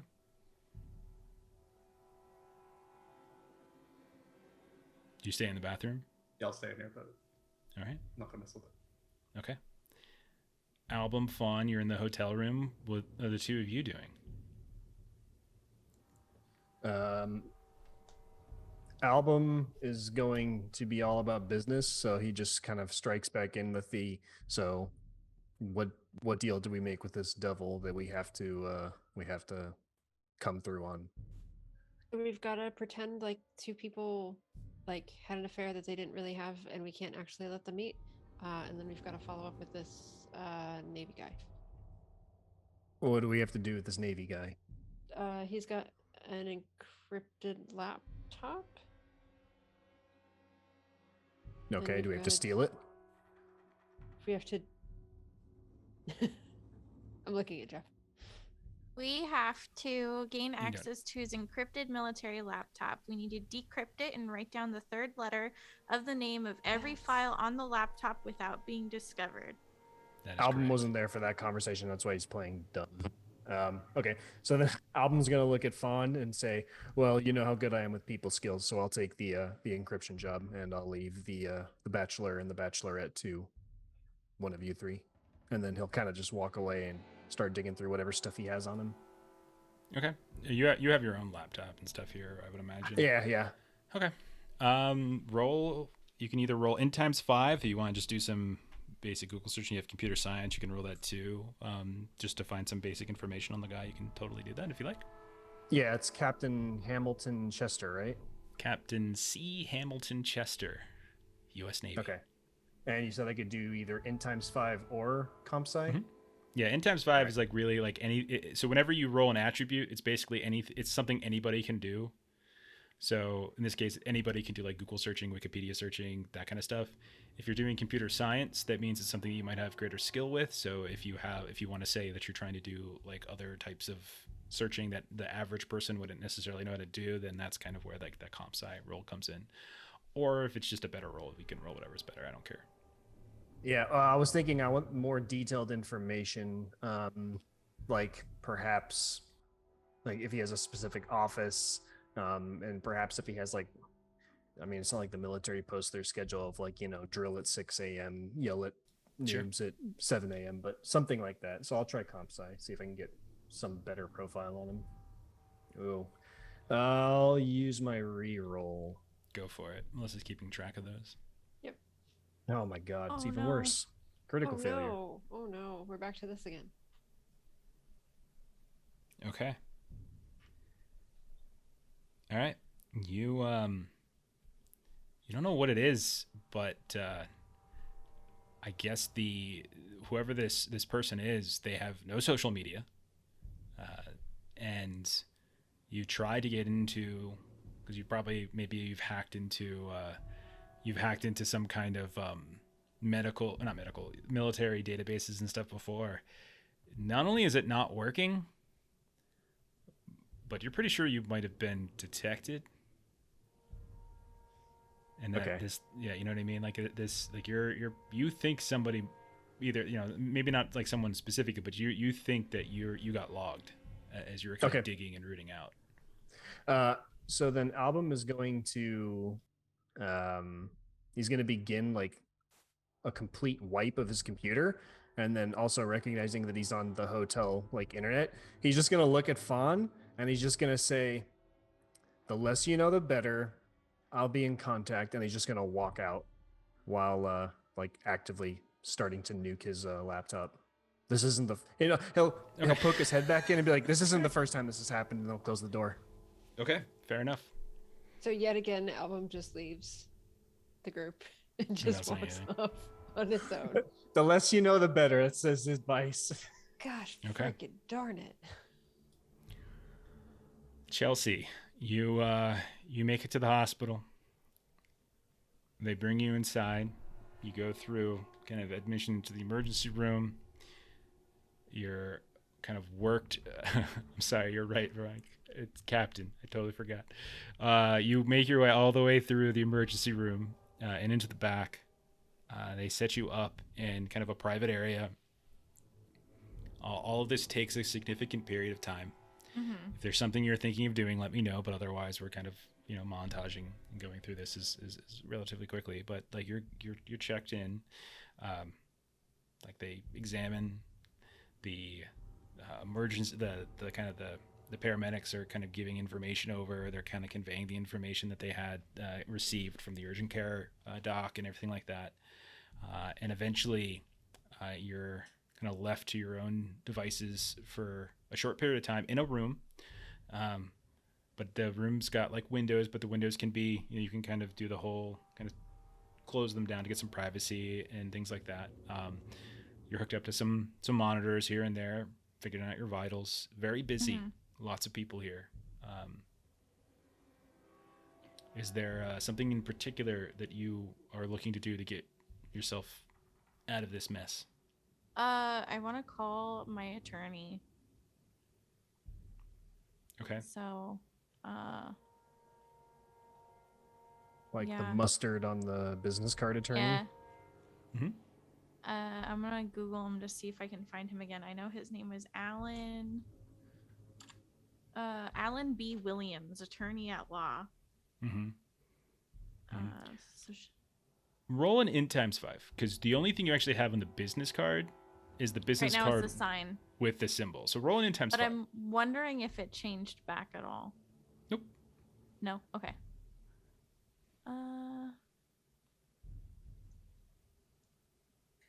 8 times 5.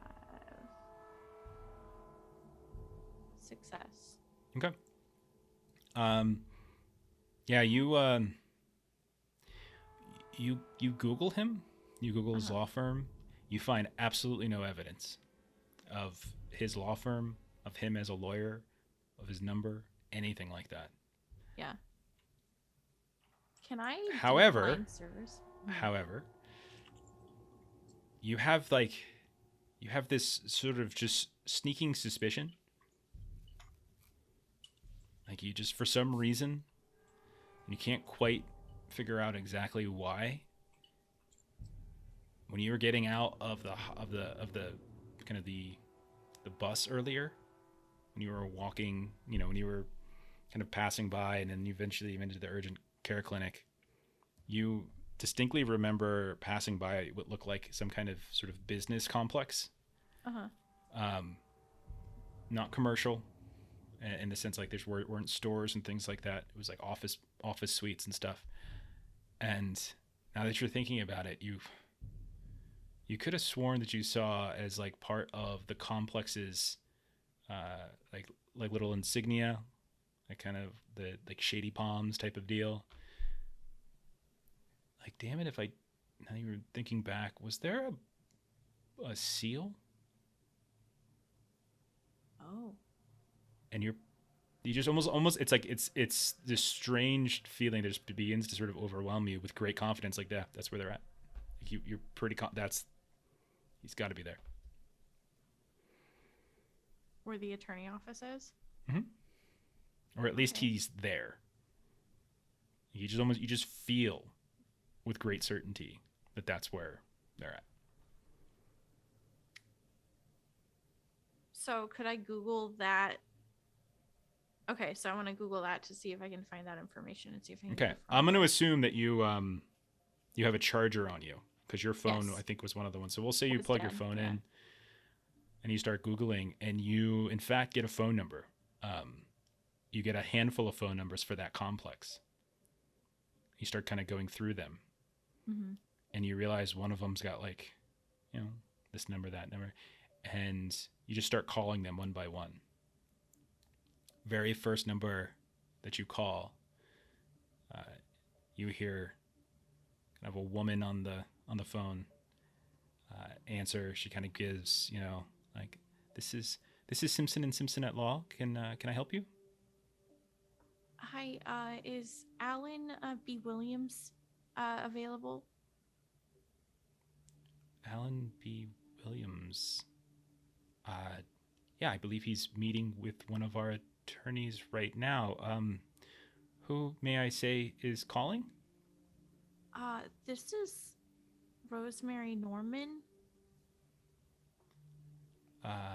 Is this urgent matter? They are in a meeting.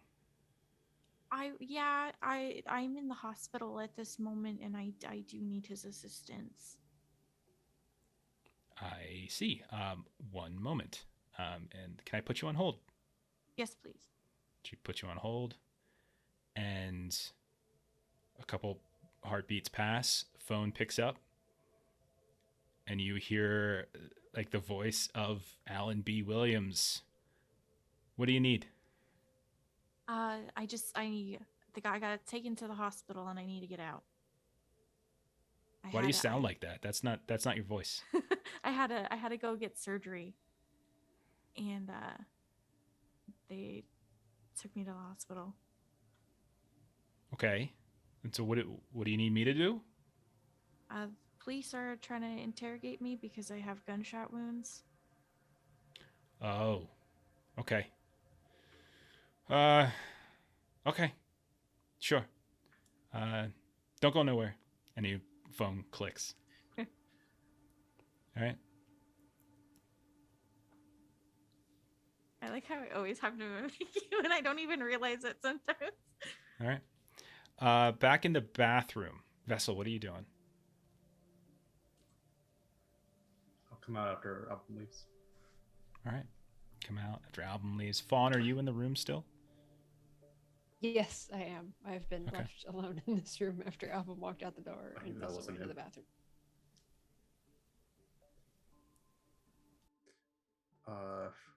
We have to look up, or have you looked into these people that we have to keep from meeting, or have them meet? No, haven't had a chance to yet. Then I'll Okay. take some time and look into them. So let's just reset for a second because you guys have spent countless days, you think, but it turns out to be just maybe one night in the Dorchester house. You guys have just gotten out. You woke up in the middle of a house in the middle of nowhere. You've journeyed your way back here. You just literally read the King in Yellow play. You just read through Mental Illness in the Workplace and saw your name mentioned in it. Album just came in after saying Chelsea is getting taken to the hospital and possibly involved with cops. He tries to hack into some kind of military database, fails, says he has to nuke his computer, and leaves. You just touched a mirror and it rippled, and you come out. What's actually going through your mind's heads? Are you guys so like level-headed as to be like, all right, let's like look into these two people, or is there like concern for Album leaving after possibly screwing up a hack into a military base, concern over Chelsea being gone? Like walk me through like your thought process here, because like I just kind of want to see if like we're fast forwarding through some times when we might want to like dive into this some more. Yeah, I mean, Fawn's, I think throughout, especially chapter 2, has kind of been is frustrated with Album kind of just up and leaving, like just up and leaving the Dorchester when, you know, things are going on. And, you know, so there's just sort of that like, we're kind of supposed to be put together to do things and he just keeps leaving. So like it's kind of just a, hey, let me come and drop bad news, and then just sort of leave. So she's definitely sort of feeling stuck, like I'm not sure what else to do. And like his point is sort of valid in that like I don't know that all of us traipsing to the hospital is necessarily going to be helpful, but Chelsea's in somewhere that we don't want her, which is kind of deja vu, and Album's leaving again, which is sort of deja vu. So like she's definitely just sort of completely unsure of what should be happening right now, and Vessel's not really been all there. Don't forget, none of you can remember the last time you got a good night's sleep. None of you can remember the last time you had a meal. Like these are things that like let's not discount this fact. Like it just like the wear and tear on your brains, like, you know, like these events have occurred, these memories have occurred. So like I'm just kind of curious, like what about Vessel? Like what's going through? Like you just touched the mirror, it rippled. You just read the King in Yellow. Your brain is melting, trying to understand like the enormity of it all. What does it mean? All of these things that you have seen here and there has now been shown to you in like this kind of book in some way from a kid who, when you read, like you did the investigation, you listened to the tape, you know that this entire book was narrated to him by the corpse of his father, that he then cut into magazine pieces and made it into a scrapbook that paired with some huge like cardboard city like model.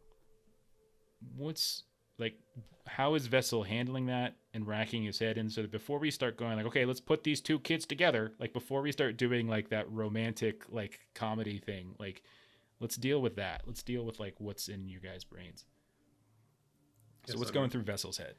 Being revealed to this, like how the world is like completely not what it seems. I guess that's slowly coming to an acceptance, like this is going to be the norm now. But after reading the book, I guess I'd be pushed past exhaustion, so I'd take some time just to get better, like Okay. nutrition and sleep wise. Okay. You step out into the, but you when you like, so are you guys? So it's like 7 o'clock ish. We'll say 6, 7 o'clock or so. What are so the two of you just hanging out in the room? Do you chase after Album? What do you think? Or do you just stay in the room? Or Fawn, I know you said that like Vessel is like looking to just sort of get some rest. Like what is Fawn thinking of doing? I think, and I know it was sort of a snarky comment, but I think she will like order. Like I'm guessing that hotel might not have room service per se, but probably would order in like a pizza or something, just try to get some food and just sort of like staring at the TV, but there's nothing on the TV, just sort of eating and just sort of staring off and Okay. Yeah, just sort of that, like, I just don't even know what to do. Like, everybody's off doing their own thing, and I just don't even know. Okay. Album, what are you doing? Yeah. Album is kind of just on like autopilot. After all the things that he's seen and been through, he's kind of just like going through the motions of like focus on an objective and just like ignore everything else. So he's going to go back to, right now he's going to make his way back to his like little camper trailer thing so that he can like finish wiping his laptop, and then he's just going to pass out there. He's got some like canned ravioli in one of the drawers or something. Okay, how are you getting back there? Because that was like 45 minutes, an hour away, I think. Yeah, he's just going to do like a regular taxi. He doesn't do like any of the like Uber or Lyft or all that because, you know, tracking. Okay. So you call for a taxi, picks you up outside the hotel. Yeah, can of beans in the middle of the wilderness trailer, just yelling about the space lizards. So while you're in the lobby of the hotel waiting for your taxi to show up, people are coming and going. You look out the front door, or out the front window, which is like a series of like these glass windows and glass doors and things like that. And you can see that standing underneath a lamppost out in the parking lot, beyond like the little rotunda area where they do the drop off and everything, the luggage pickup. And you can see like through all of that, over top of what looks like some kind of waiting bench where people probably line up for like an airport shuttle. You can see the torso, but not necessarily the legs in terms of the way your vision is. The same figure you saw outside the house that you woke up in this morning. You can see the same kind of greenish army jacket, heavy duty. You can see the same strange gas mask over top their face, and they're just standing there staring directly through what looks like a series of like complicated trafficked areas as people are coming and going. A car comes past, opens up, lets people out. Some people are pulling up and checking in for the night. Some people are leaving, checking out. And somehow between all of that face, those dead kind of black circles where eyes should be, but instead that mask is covering it, are staring directly and cutting through everything and seem to be piercing right directly at you. Album will stand up and like face his body toward the figure, and then kind of do like a come here motion and see if it reacts. No reaction whatsoever. They just stand still. So they're across a major arterial road? They're across like the parking lot, right? So if you want to think about like they're deep into the parking lot underneath what looks like some kind of lamppost. Gotcha.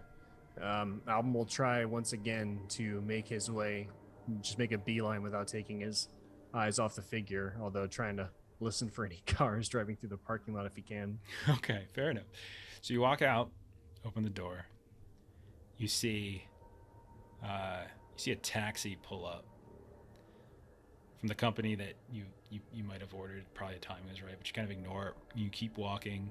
You see as you step outside and kind of around, keeping your head up, your eyes but kind of listening for other things. You nearly bump into a couple of people, but your eyes stay forward. You see the figure just turn around and start walking, like walking away from the hotel, deeper into the parking lot, deeper into the darkness. You can see them appear briefly as you're kind of walking, and they're walking at relatively the same pace. Like they kind of almost disappear for a moment underneath like the silhouetted black of the night kind of coming down, but then they appear once more ever so briefly underneath another lamppost, and then they kind of disappear again, and now you're up to that lamppost where you first saw them. Do you keep following them? Yeah, I'll kind of like break into a jog to try and gain on them. Okay. You see them get to the edge of what looks like the parking lot. They kind of start climbing up what's like a burn at this point of grass and other kind of landscaping.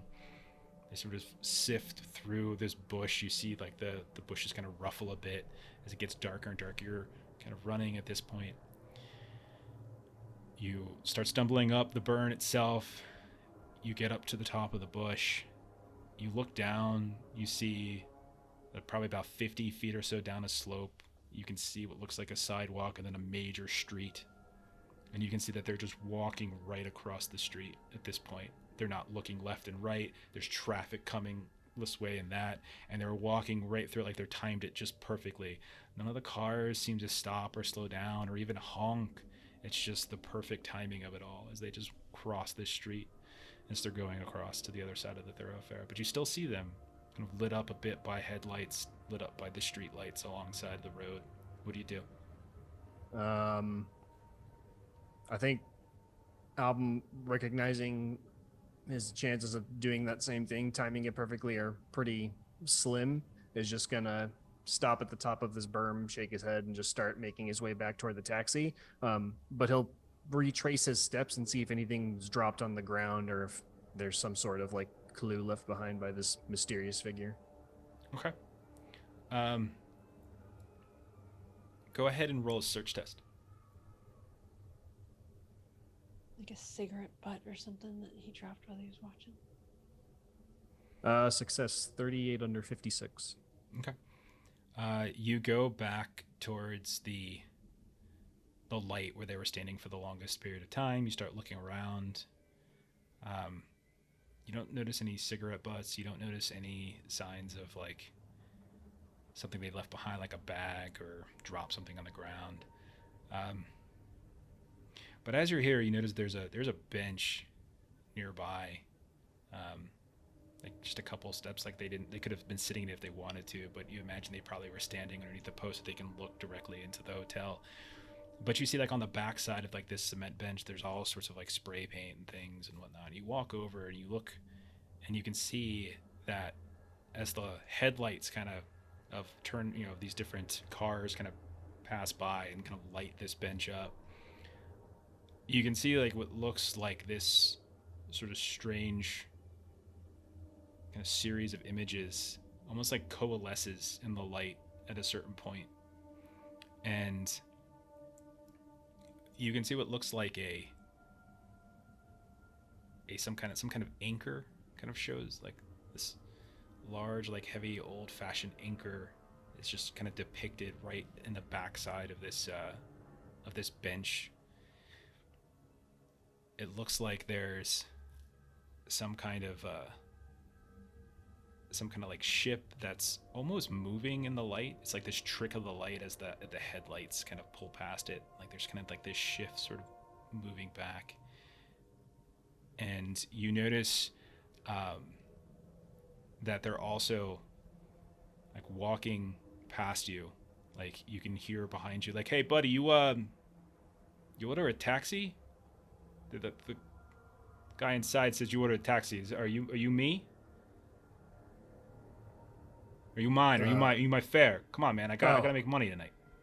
And Album will kind of just like come to a sense and say like, yeah, sorry, good long flight. I'm ready. Okay. Yeah. Come on. And so he brings you over and kind of look back really briefly at and you still see the same thing, as if like there's like an anchor and like ship cresting across the horizon as the light kind of comes back from the headlights and you get back into the car. Chelsea, you are inside the hospital. A couple times people have come to see you. You can see as you're looking out the glass, the glass door, you see a woman in sort of a power gray suit, what looks like some kind of peach button down underneath it, no tie or anything on it. You can see that she's got her badge like showing on her hip, underneath like her jacket. She's got what looks like it's definitely a cop. You recognize this woman, I think, as being the detective that sat down and interrogated you. Yeah. Okay. And you can see that she seems to be having a very long conversation with one of the doctors who has been treating you since you've been here. And they, every now and then, she kind of looks over the doctor's shoulder and looks directly at you and kind of sees you at this point. Mm-hmm. And like they're just talking. And then their door opens up, and in walks Alan B. Williams. And he's got his briefcase like tucked underneath his armpit. He's not holding it. And you can see he's got what looks like some kind of fruit cup in his hand, and he's just kind of scooping it into his mouth. And he's got a little dribble kind of coming down his chin and like a little bit of a stain right there on his shirt a bit. He's like, all right, you ready? Yeah, I'm ready to go. Okay, let's go. Come on. This is the last time. Okay. This is one more time. But come on, let's go. No, wait. Okay, yeah, now. Come on. Okay. And so you get up, and he just kind of stands in the doorway, and you start walking with him, and he immediately makes a right-hand turn, and he goes in a completely different direction from the detective. And you can immediately hear the sound of the woman like, hey, wait a sec, wait, I need to speak with that. And he's just like, just keep walking, and he's eating like his fruit cup the whole time. You can say it's something probably from like the hospital cafeteria. Mm-hmm. It might even be like Jello with fruit, like kind of gel, like gelled inside of it. And he's like, oh, I don't know why people complain about this stuff. It's actually really not bad. And then you consider the price. It's really good.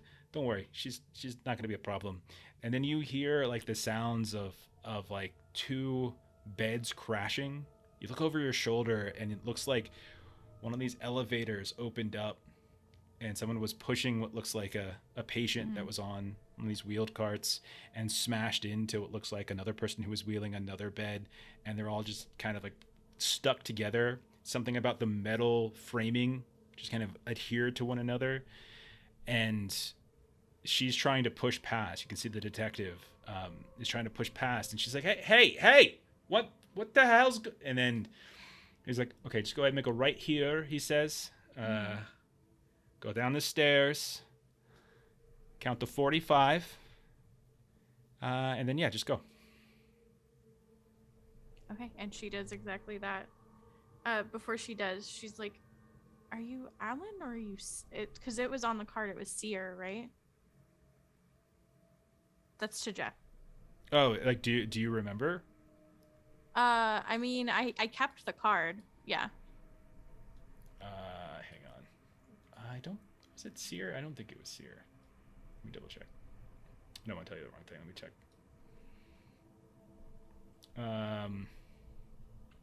Like which seal was on the card? Yeah, like which demon was attached to it, basically. Oh. No, it was not Seer. So you don't remember. Roll in times 5.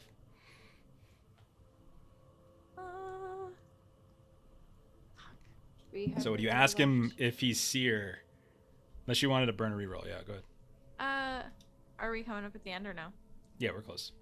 I'll burn a reroll. Okay. Success. And you ask him if he's Seer, and he's like, no, I'm not Seer. No. Cameo, but Alan's fine, Mr. Williams. But we won't talk again, right? That's it? Yep, I'm gonna try. Yep. Okay, I gotta get back to work and count to 30 now, because you wasted a bunch of time up here. And you can see that she's trying to come forward, and he just turns around, and as the detective like walks up, he just kind of stands in her way, and he just starts like talking to her. He's like, puts a hand up, and you can either wait and listen to what he has to say, or you can go. Since I have only 30 seconds, I'm just gonna go because I remember Okay. like the last time I got out. You open the door. You go down like or you go up a flight of stairs, I should say. Or no, down a flight of stairs. Yeah, you go down a flight of stairs, and you count to 30. You open the door. Right as you open the door, you can see that there's two officers in uniforms that have just within the past like 3 or 4 seconds have just passed by this door and are walking down the hallway and away from it. Mm-hmm. It's as if like you open the door at the most perfect time possible. You step out, you start wandering through what looks like the emergency room. Every direction you look, you can see that there's cops here, there's cops there, but all of them seem to be busy. Like they're either talking with somebody at a desk, or they're it looks like they're kind of on one of their outside through like these emergency doors. You can see like one of them is like staring their back now to the hospital and is kind of like leaning on the hood and talking into what looks like a walkie or something. And you just start walking out, and one by one, and none of them really see you, and you just kind of get out. Yep. Okay. As you pass by the hospital, start looking around for what looks like a bus stop or something like that. You can see well up ahead there's like this lighted kiosk, this little hub area, and you can see that there's like one figure that seems to be sitting down in the bench, lit up by a street light.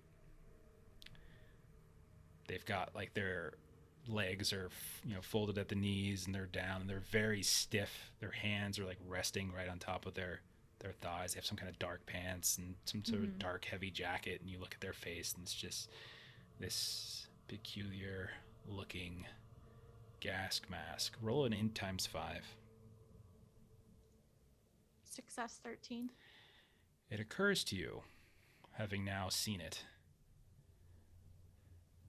as you're looking from a good 400, 500 feet away, they're lit up in the streetlight, that looks exactly like an outfit that you found crumbled on the floor of the McAllister building in 1995,